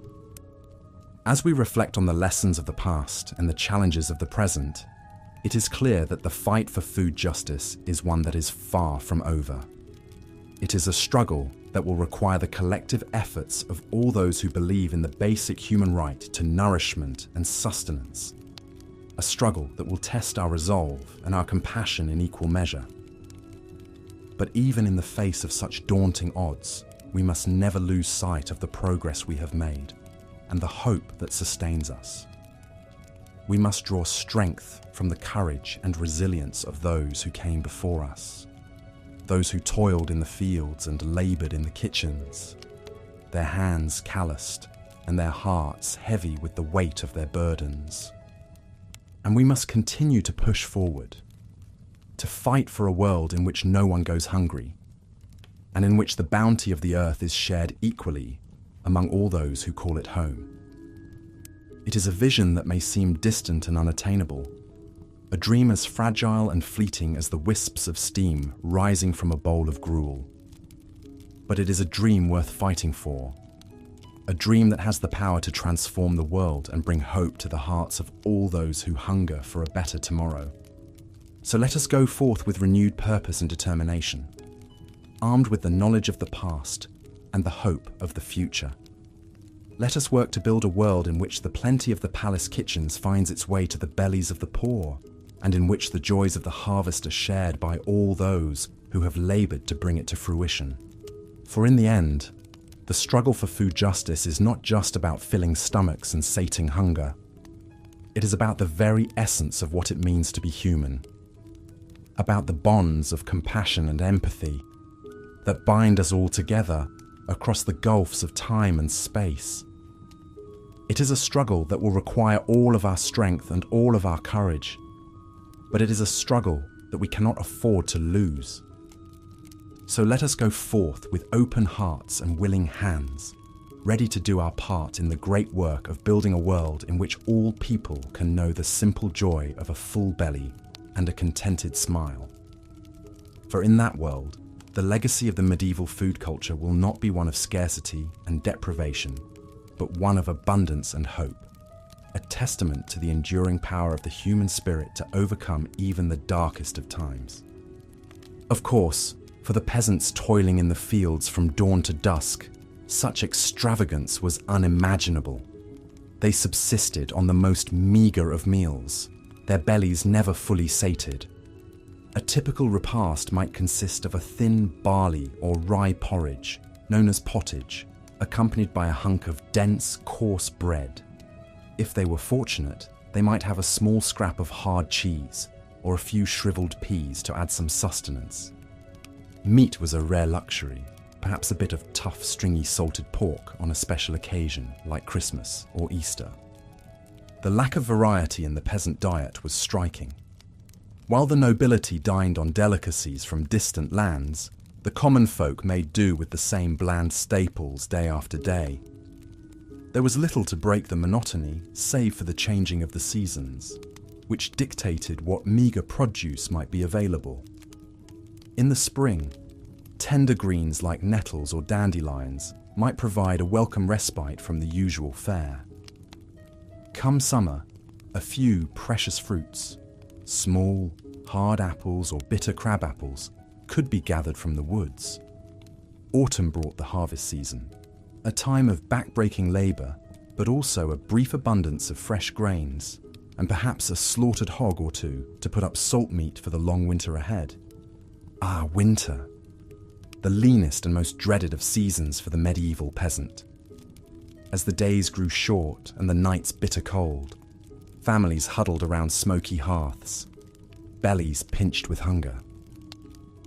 What little food remained from the harvest had to be carefully hoarded, doled out in small portions to make it last until spring.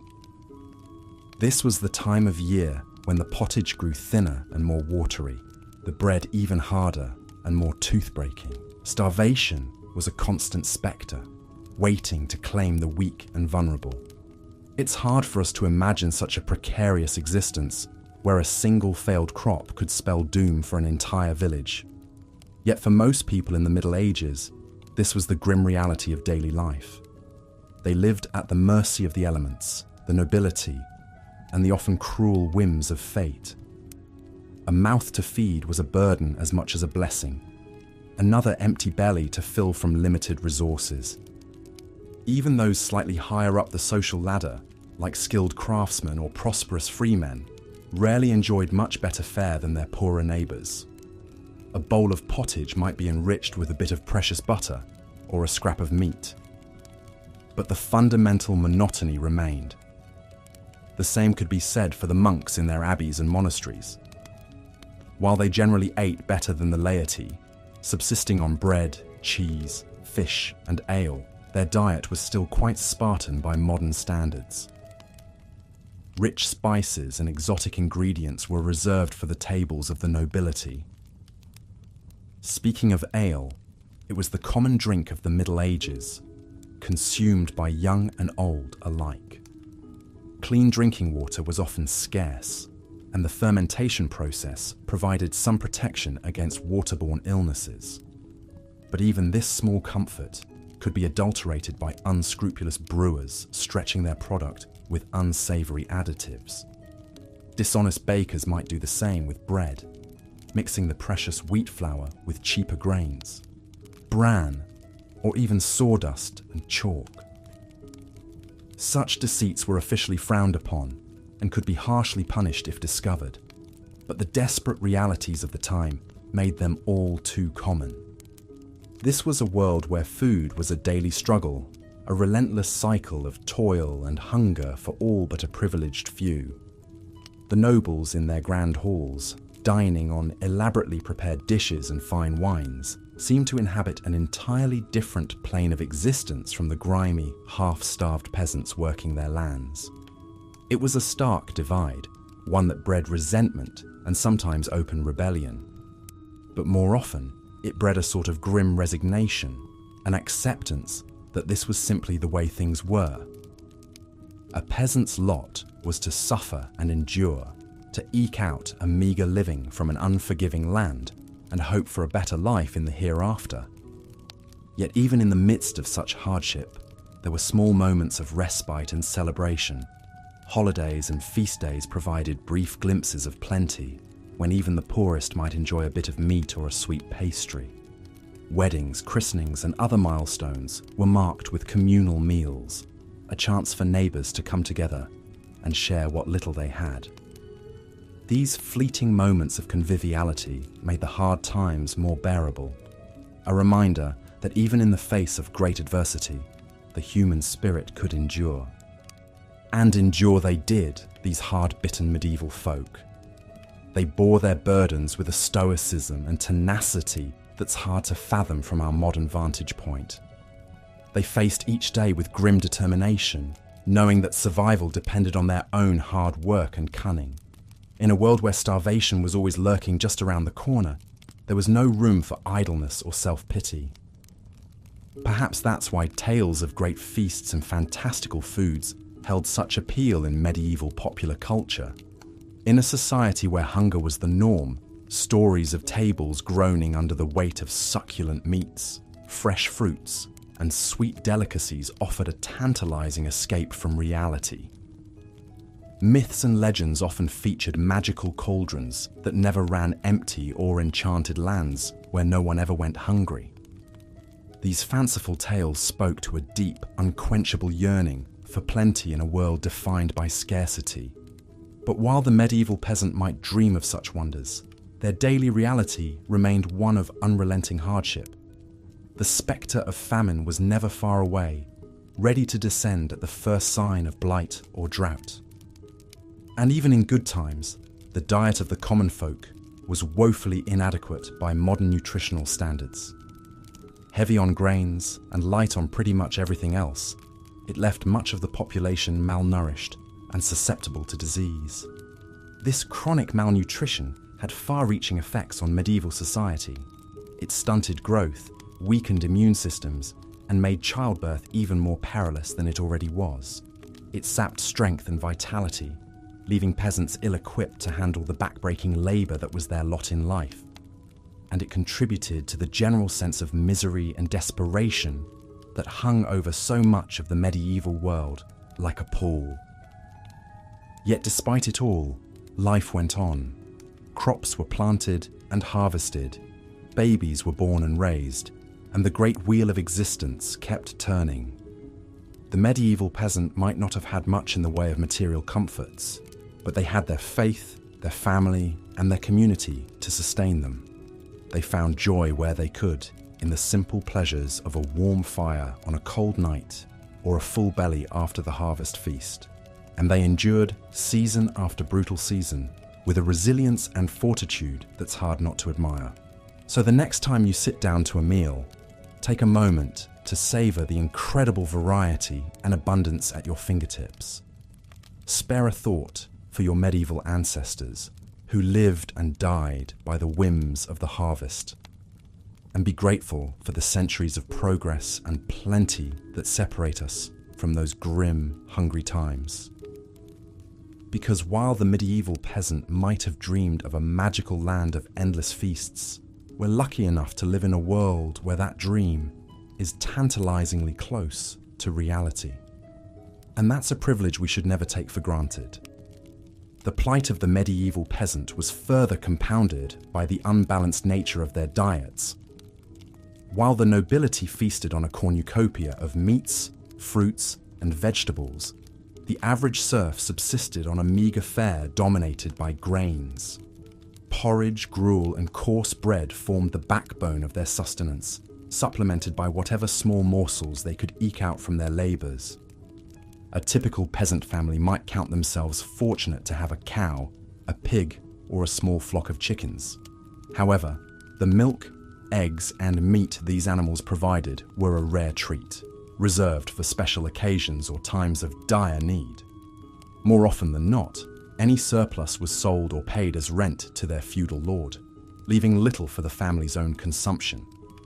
Imagine, if you will, the stark contrast between a noble's lavish feast and a serf's humble meal. In the great hall of the castle, the tables groan under the weight of roasted meats, savoury pies, exotic fruits, and fine cheeses. The air is filled with the aroma of saffron, cinnamon, and cloves, as richly attired lords and ladies dine with gusto. Meanwhile, in the cramped hovel of a peasant family, a pot of thin gruel bubbles over the fire. The mother carefully portions out the meagre serving, ensuring each member of the family receives just enough to stave off the gnawing hunger in their bellies. The children's eyes widen at the sight of a small crust of bread, a precious addition to their usual fare. The unbalanced nature of the peasant diet took a heavy toll on their health. Malnutrition was rampant, weakening the immune system and leaving the population vulnerable to disease. Scurvy, caused by a lack of vitamin C, was a common affliction, leading to bleeding gums, loose teeth, and eventually death if untreated. In times of famine, known as seasons of dearth, the situation became even more dire. Crop failures due to drought, flooding, or pests could spell disaster for entire regions. With no reserves to fall back on, peasant families were left to starve, their weakened bodies succumbing to hunger and disease. One particularly harrowing tale comes from the chronicler Henry of Livonia, who described a famine in the early 13th century. He wrote of peasants driven to such desperation that they resorted to eating dogs, cats, and even the corpses of the dead. While such extreme measures were rare, they serve as a grim reminder of the precarious nature of life for the medieval peasantry. The unequal distribution of food in medieval society was a stark reflection of the rigid class hierarchy that defined the era. While the nobility enjoyed a varied and plentiful diet, the vast majority of the population lived on the brink of starvation, their meals a monotonous and meagre affair. This disparity would persist for centuries, with only gradual improvements in agricultural techniques and social reforms slowly narrowing the gap. As we continue our journey through the culinary landscape of the Middle Ages, we turn our attention to another scourge that plagued the populace: adulterated food and drink. In a time before strict regulations and quality control, unscrupulous merchants and producers often resorted to cutting corners and deceiving their customers in the name of profit. One common target for adulteration was bread, a staple of the medieval diet. Bakers, seeking to stretch their meagre supplies of flour, would mix in a variety of unsavory additives. Ground acorns, chalk, sawdust, and even ground bones were among the fillers used to bulk up the loaves. The resulting bread was often dense, gritty, and lacking in both flavour and nutrition. Ale and wine, the favoured drinks of the era, were also subject to tampering. In a time when clean drinking water was often scarce, these fermented beverages were seen as a safer alternative.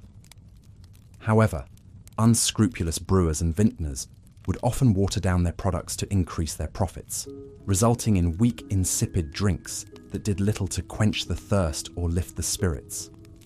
The story of Agnes, the alewife, illustrates the temptation to adulterate one's wares.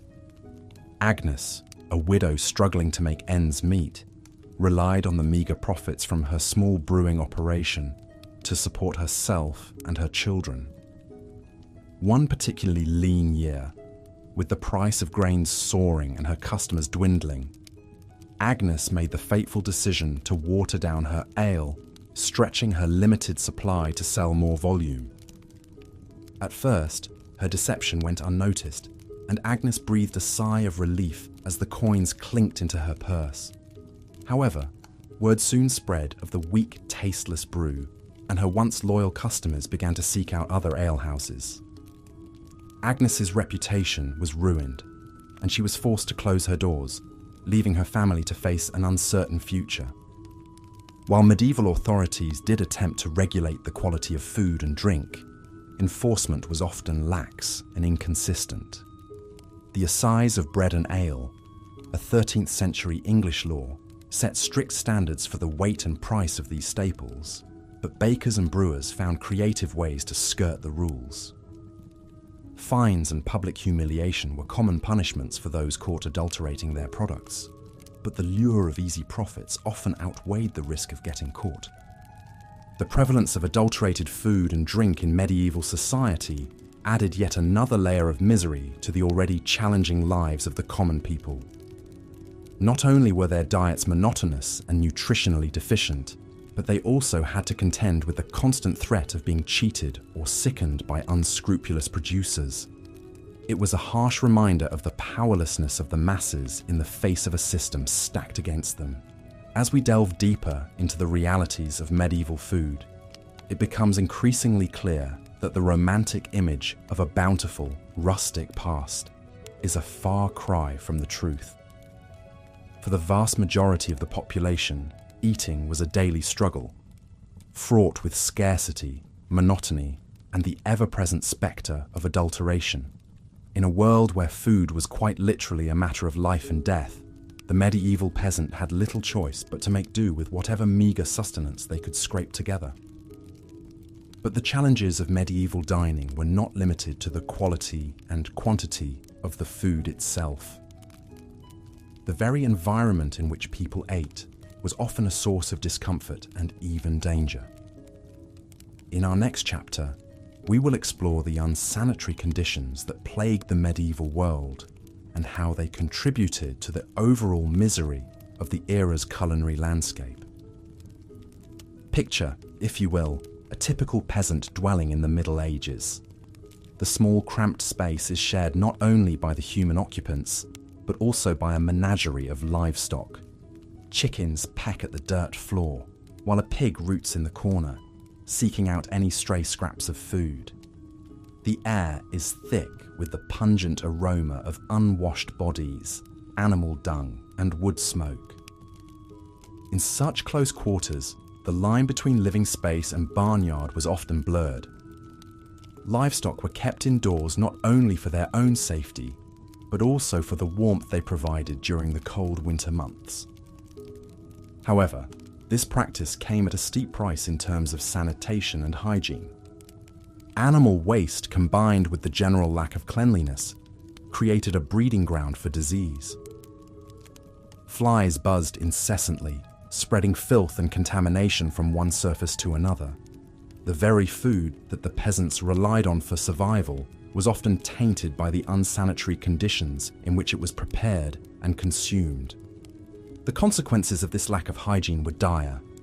Digestive ailments, parasitic infections, and food poisoning were common occurrences, sapping the strength and vitality of the population.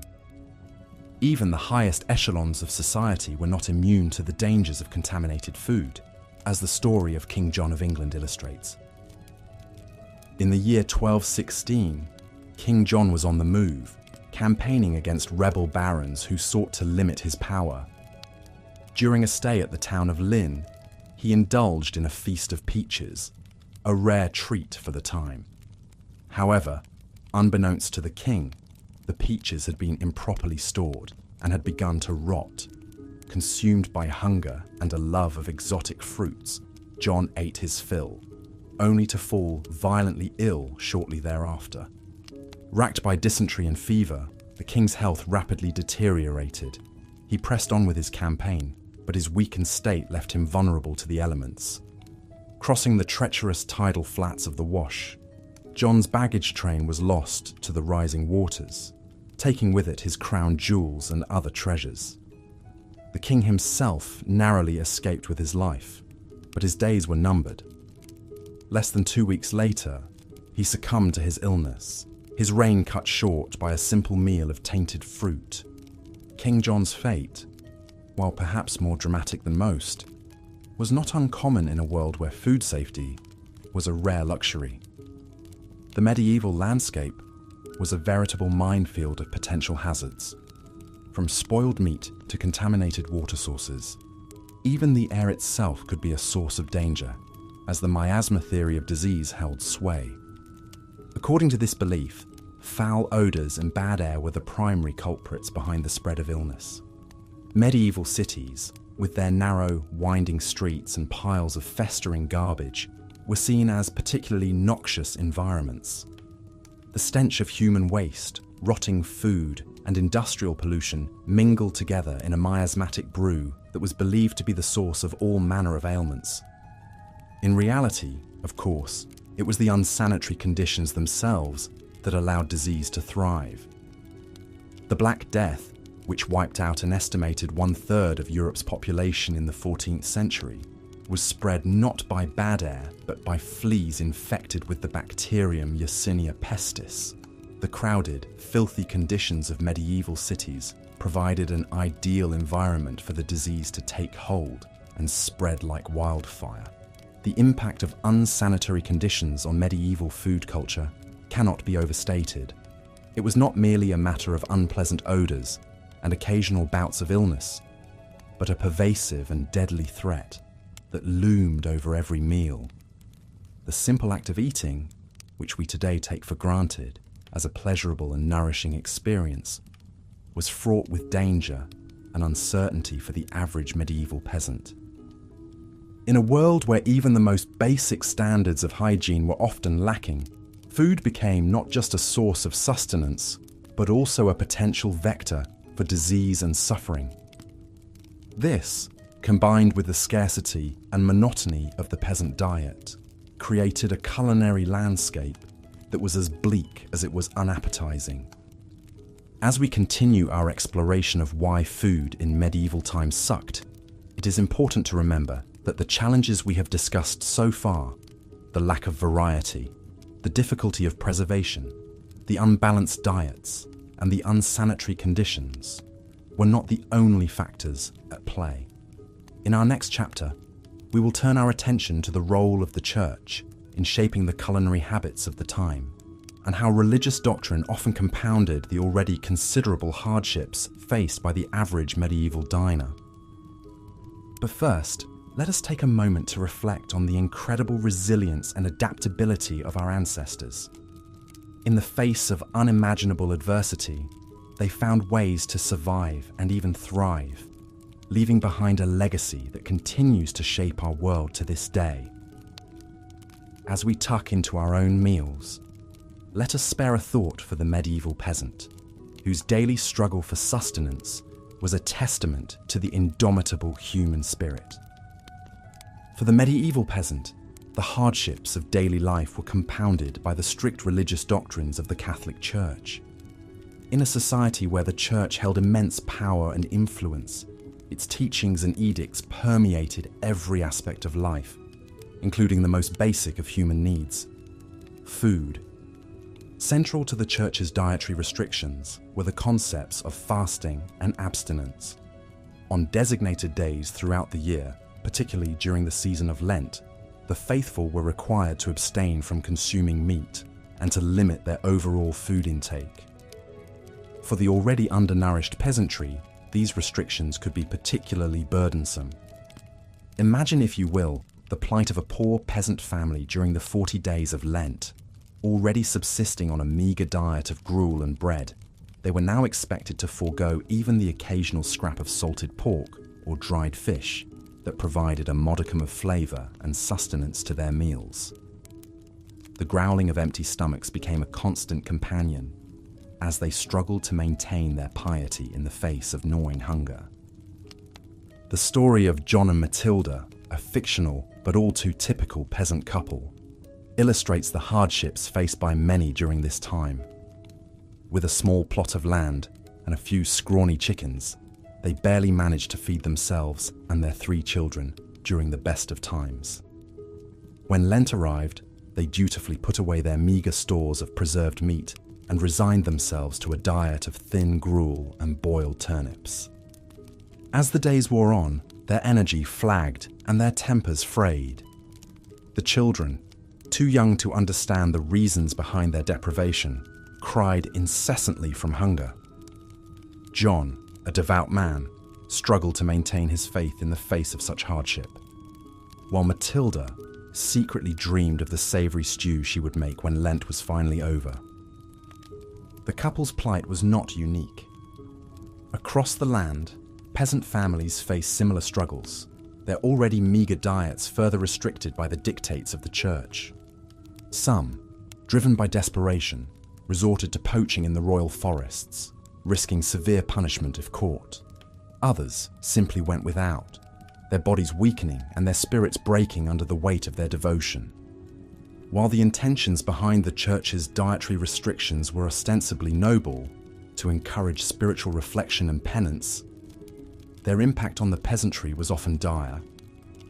In a society already plagued by scarcity and inequality, the added burden of religious fasting could be the difference between life and death.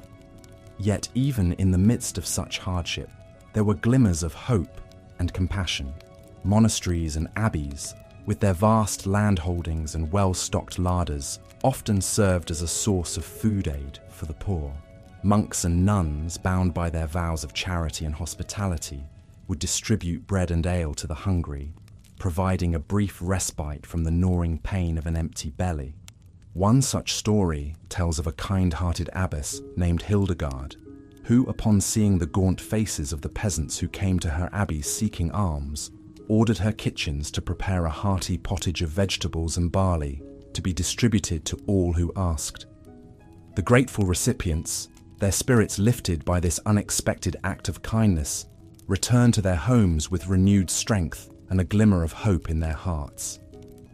Such acts of compassion, however, were all too rare in a world where the divide between rich and poor was vast and unyielding. The church, for all its teachings of love and charity, was often complicit in maintaining the rigid social hierarchy that kept the peasantry in a state of perpetual poverty and hunger.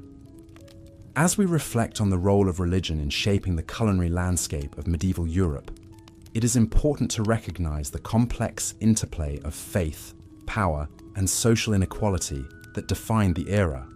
For the peasantry, food was not merely a matter of sustenance, but a daily reminder of their place in a world where even the most basic of human needs could be subject to the whims of the powerful. In our final chapter, we will explore the concept of the medieval feast and how it served as a stark contrast to the daily realities faced by the common people. Through the lens of this lavish display of wealth and abundance, we will come to understand the true depths of the inequality that defined the era and the ways in which food served as both a source of nourishment and a symbol of social division. But first, let us pause for a moment and imagine ourselves in the place of the medieval peasant, their hunger a constant companion, and their faith tested by the unyielding dictates of the church. In their struggles and their resilience, we may find a deeper appreciation for the abundance and choice that we so often take for granted in our own lives. As we have seen, the life of a medieval peasant was one of constant hardship and deprivation, with food being a daily struggle rather than a source of pleasure or comfort. Yet, in stark contrast to this bleak reality, there existed another world entirely, that of the royal feast.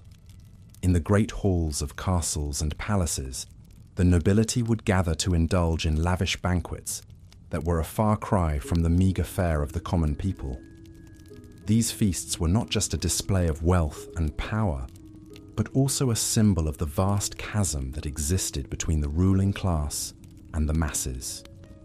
Imagine, if you will, the scene of a grand medieval feast. The great hall is lit by the flickering light of countless candles, their warm glow illuminating the rich tapestries and gleaming silver that adorn the walls. The tables are laden with a vast array of dishes, each more sumptuous than the last. At the center of the table sits a magnificent roasted boar, its crisp, golden skin glistening with fat. Surrounding it are platters of roasted fowl, their succulent flesh stuffed with exotic spices and herbs. There are pies filled with tender game, their flaky crusts hiding a treasure trove of savory delights. And everywhere, there are fruits and vegetables of every hue, their vibrant colors a testament to the bounty of the land. Presiding over this opulent display is the royal cook, a master of his craft who has spent days preparing for this grand occasion. He has scoured the countryside for the finest ingredients, sourcing the freshest meats and... Part 4. Adulterated food and drink. In the dimly lit, cramped streets of a medieval town, a baker named Alric wiped the sweat from his brow as he toiled over his latest batch of bread. The harvest had been meagre this year, and grain prices were soaring. To make ends meet, Alric had resorted to secretly stretching his dough with fillers like ground acorns, sawdust, and even chalk. It was a common practice among unscrupulous bakers looking to maximize their profits, even if it meant compromising the quality and safety of their bread. As Alric worked, his mind wandered to the alewife down the street, who was known for watering down her brew to make it last longer. In a world where clean drinking water was often scarce, ale and wine were the beverages of choice for most people. However, this also meant that the quality of these drinks was often questionable at best. In larger cities, the authorities did attempt to regulate the food and drink trade to some extent. Ale tasters were employed to ensure that brews met a certain standard, and bakers found to be adulterating their bread could face fines or even public humiliation. In London, for example, dishonest bakers might be dragged through the streets on a hurdle with their substandard loaves hung around their necks. However, these regulations were often poorly enforced, and the punishments were not always a sufficient deterrent. Many bakers and brewers simply saw the fines as a cost of doing business and continued to cut corners wherever they could. For the average person, this meant that the food and drink they consumed were often of dubious quality. Bread that was supposed to nourish them might instead be filled with inedible or even harmful substances. Ale that was meant to quench their thirst might be so watered down that it provided little refreshment. It was just another hardship in a life already filled with challenges and uncertainties. As Alric pulled his latest batch of bread from the oven, he couldn't help but feel a twinge of guilt. He knew that his customers trusted him to provide them with honest, wholesome food. But in a world where survival often meant cutting corners and bending the rules, he felt he had little choice.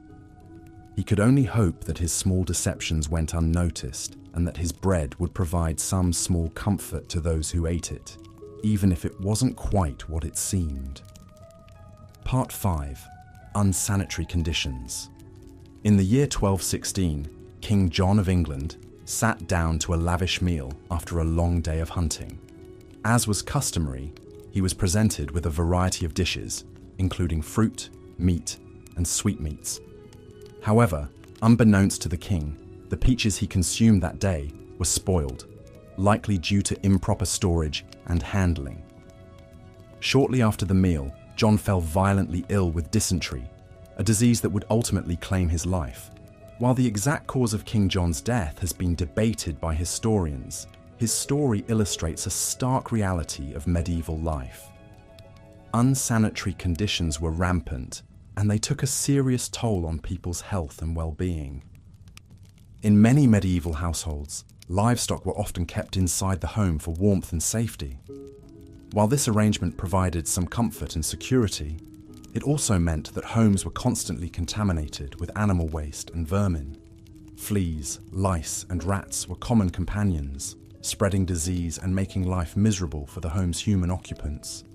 The situation was even worse in medieval cities, where garbage and human waste were often simply dumped into the streets or nearby rivers. With no understanding of germ theory or the importance of hygiene, people lived in close proximity to filth and squalor, creating the perfect breeding ground for disease. The consequences of these unsanitary conditions were severe.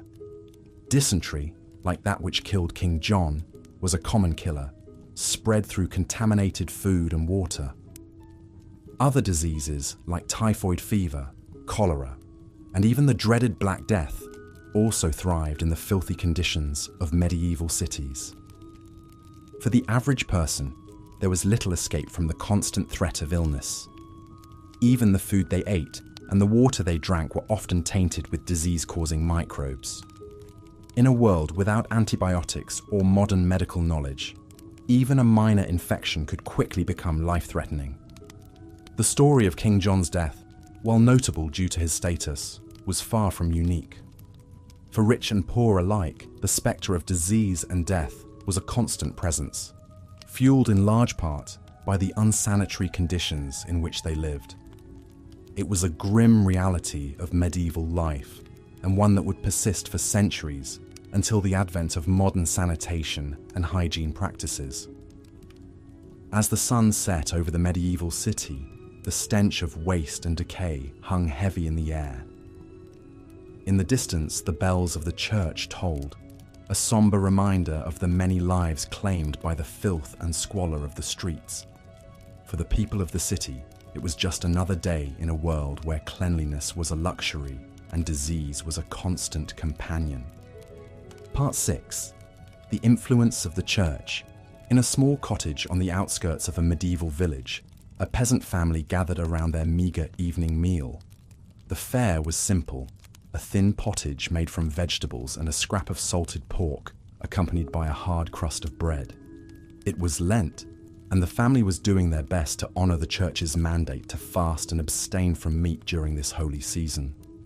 For the peasants, the Lenten fast was a particularly difficult challenge. Their diets were already severely limited by their poverty and the scarcity of food. Giving up what little meat they had access to meant subsisting on an even more meager and monotonous diet than usual. The church's influence on medieval cuisine was significant and far-reaching. In addition to the Lenten fast, the church also mandated meatless days throughout the year, typically Wednesdays, Fridays, and Saturdays. For the wealthy, these restrictions were an inconvenience, but for the poor, they could mean the difference between a full belly and hunger. Despite the hardships imposed by the church's dietary rules, there were some small consolations. Monasteries and abbeys often provided food aid to the hungry as a form of charity. Monks and nuns would distribute bread, ale, and sometimes even meat to the poor, particularly on holy days and festivals. However, this charity was not always enough to alleviate the suffering of the peasantry.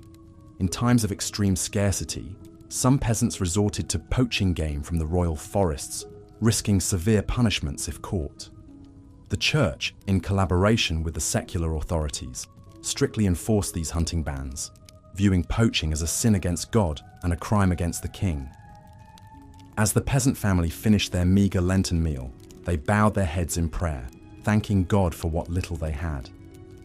They knew that the fast would not last forever, and that Easter would bring a brief respite from the monotony and scarcity of their diet. But they also knew that the church's influence on their daily lives would continue long after Lent had ended. The cycle of fasting and feasting, of scarcity and abundance, was woven into the very fabric of medieval life, shaping not only what people ate, but how they lived and worshipped. In the grand cathedrals and humble parish churches, the priests preached the virtues of fasting and self-denial. But for the peasants, these virtues were not a choice, but a necessity. They lived their lives in the shadow of the church, their stomachs growling with hunger as they prayed for a better world to come. Part 4. Adulterated food and drink. Even when food was available, there was no guarantee it would be wholesome or pure. In a world without industry regulations or safety standards, deception and corner cutting ran rampant. Imagine the plight of the humble baker, eking out a living by selling his bread to the townsfolk. Desperate to stretch his meager supply of flour, he might resort to mixing in fillers like ground acorns, sawdust, or even chalk. While these additives may have bulked up the loaves, they certainly didn't make for a nutritious or appetizing meal. The bakers weren't the only culprits, though. Unscrupulous brewers and vintners were notorious for watering down their wares to maximize profits. In a time when clean drinking water was often scarce, people relied on ale and wine to quench their thirst, but the alcohol content of these beverages was often much lower than advertised, leaving the drinker unsatisfied and still parched. Picture an alewife in a bustling town, surrounded by thirsty patrons clamoring for a pint. She ladles out the weak, watery brew with a guilty conscience, knowing that she's cheating her customers. But what choice does she have? The taxes are high, the grain is expensive, and she needs to make ends meet somehow. She silently thanks the heavens that most of her clientele are already too drunk to notice the deception. It wasn't all selfish greed driving these acts of food fraud, though. In a society plagued by scarcity and hunger, many people simply couldn't afford to be picky. They'd gladly accept a loaf of bread filled with sawdust over no bread at all. And when crops failed and famine struck, people resorted to eating whatever they could get their hands on just to survive. Grass, roots, even tree bark. Attempts were made by authorities to crack down on food adulterators. In England, the Assize of Bread and Ale in the 13th century set out harsh penalties for bakers and brewers caught cheating their customers. Fines, public humiliation, even corporal punishment awaited those who dared to tamper with the purity of the staples. But with limited means of enforcement and the constant pressure of scarcity, such laws did little to stem the tide of food fraud in the medieval world. So the next time you bite into a fresh, crusty baguette or sip a cool, crisp lager, take a moment to appreciate how far we've come. In our world of abundant food choices and stringent quality control, it's easy to forget that for our medieval ancestors, every morsel was a gamble, and a full belly was never a guarantee. Their daily sustenance was often as much a product of deception and desperation as it was of nourishment and pleasure. Part 5. Unsanitary conditions. Beyond the challenges of scarcity, spoilage, and adulteration, the people of the Middle Ages also had to contend with the ever-present spectre of disease. In a world without germ theory or modern sanitation, food and water were often tainted with dangerous pathogens, turning every meal into a potential game of Russian roulette. The very living conditions of medieval people conspired against any notions of food safety.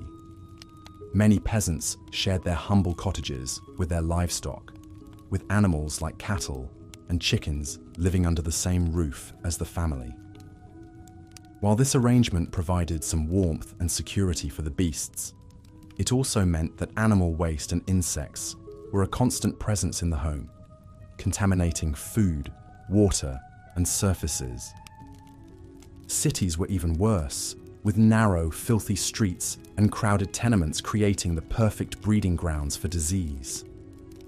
Garbage, human waste, and animal carcasses piled up in the gutters, tainting the air and seeping into the water supply. The stench alone would have been overwhelming, but the real danger lurked in the millions of microbes swarming on every surface. It's no wonder that medieval people had such short lifespans, with disease cutting down young and old alike.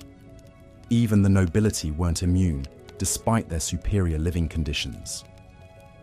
The tragic story of King John of England serves as a cautionary tale. In 1216, while on a military campaign, the king gorged himself on peaches and cider, only to fall violently ill and die a few days later. Chroniclers at the time attributed his death to gluttony, but modern historians suspect that the real culprit was more likely food poisoning from contaminated fruit. The greatest scourge of the medieval world, the Black Death, was in part enabled by the unsanitary conditions that people lived in. The plague was spread by rats and fleas, which thrived in the squalor of medieval cities and towns. With garbage and waste piling up and hygiene standards virtually non-existent, it was only a matter of time before the pestilence took hold, wiping out a third of Europe's population. It's a grim picture, but it's important to remember that medieval people weren't ignorant or unconcerned about cleanliness. They may not have understood the science behind disease transmission, but they recognized the importance of keeping food and water clean. Monasteries and hospitals often had strict hygiene rules, and medieval housewives took great pride in keeping their homes as spotless as possible. But in a world without refrigeration, proper sewage systems, or clean running water, there was only so much that could be done. Every day was a battle against the forces of decay and contamination, and all too often, those forces won out. So the next time you enjoy a meal in a clean modern kitchen, spare a thought for your medieval ancestors who fought that battle every day of their lives, with the odds stacked firmly against them. Part 6. The influence of the Church. In the medieval world, the Catholic Church loomed large over every aspect of life, and food was no exception. For the faithful, the religious calendar dictated what could be eaten and when, adding an extra layer of complexity to an already challenging food landscape. The Church mandated strict fasting and abstinence rules, particularly during the penitential season of Lent. For 40 days before Easter, meat was strictly off the menu, as were dairy products, eggs, and even olive oil in some regions. Fish was sometimes permitted, but for many poor peasants, even that was a luxury they could ill afford. Imagine the struggle of a peasant family, already living on the brink of starvation, faced with the prospect of giving up what little meat and dairy they had for the sake of spiritual purity. The growling stomachs and weakened bodies were a small price to pay, they were told, for the promise of eternal salvation. But that was cold comfort for a mother watching her children grow thin and listless from hunger. Even outside of Lent, the Church's influence could be felt in the rhythms of the weekly menu. Wednesdays, Fridays, and Saturdays were designated as lean days, when meat was forbidden. For the wealthy, this simply meant substituting fish or other luxuries. But for the poor, it often meant going without any animal protein at all. There were some small mercies, however. Monasteries and abbeys often provided food aid to the hungry as part of their mission of charity. Monks would distribute bread, soup, and ale to the needy, offering a rare respite from the gnawing hunger that was a constant companion for so many. Some even opened their doors to travelers, providing a warm meal and a bed for the night to those who could not afford an inn. But even this generosity had its limits. The Church was also a major landowner, controlling vast swaths of agricultural land and forests. Peasants who dared to poach game from these lands to feed their families faced severe punishment, including fines, flogging, and even exile. The irony of a supposedly charitable institution hoarding its wealth while its flock starved was not lost on many. The impact of the Church's dietary restrictions on the medieval populace cannot be overstated. For people already struggling to find enough to eat, the added burden of religious fasting and abstinence could be the difference between life and death.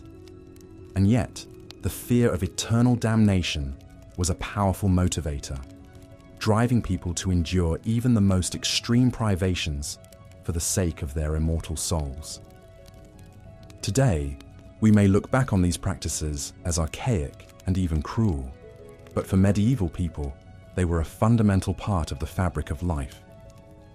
The Church's hold on the hearts and minds of the faithful was unquestioned. and its dictates carried the weight of divine law. To defy them was to risk not only earthly punishment, but the fires of hell itself. And so, with gritted teeth and growling bellies, the people of the Middle Ages soldiered on, secure in the knowledge that their suffering would be rewarded in the world to come. And so we come to the end of our journey through the dismal depths of medieval cuisine. It's a testament to human resilience that people managed to survive and even thrive at times on such a meager and unreliable food supply. The scarcity, the spoilage, the sheer monotony of gruel and gruel again. It's enough to make one grateful for the simple pleasure of a crisp apple or a well-spiced curry. Can you imagine the astonishment on a medieval peasant's face if they were transported to a modern supermarket? The gleaming aisles packed with more food than a king's banquet hall, the rainbow of fresh fruits and vegetables in the produce section, the fragrant loaves of bread that would have seemed like manna from heaven to a hungry serf, and the sheer abundance of it all, enough food to feed a village, all under one roof. Of course, we still face challenges in our modern food system. Inequality, waste, environmental degradation. These are all issues that we must grapple with. But we have also made incredible strides since the days of rancid meat pies and turnip gruel. We have a greater understanding of nutrition, of food safety, of the importance of variety and balance in our diets. We have the ability to preserve and transport food across great distances, to enjoy flavors from around the world in our own kitchens. So the next time you sit down to a meal, take a moment to savor it. Appreciate the complex interplay of flavors, the freshness of the ingredients, the skill of the preparation, and spare a thought for our medieval ancestors who endured so much hardship and hunger in the face of such scarcity. And with that, we come to the end of our boring history of medieval food. I hope it has provided some interesting context to your understanding of the past, and perhaps even lulled you into a peaceful slumber. If you enjoyed this video, please consider giving it a like and subscribing to the channel for more soporific historical content. Until next time, sweet dreams.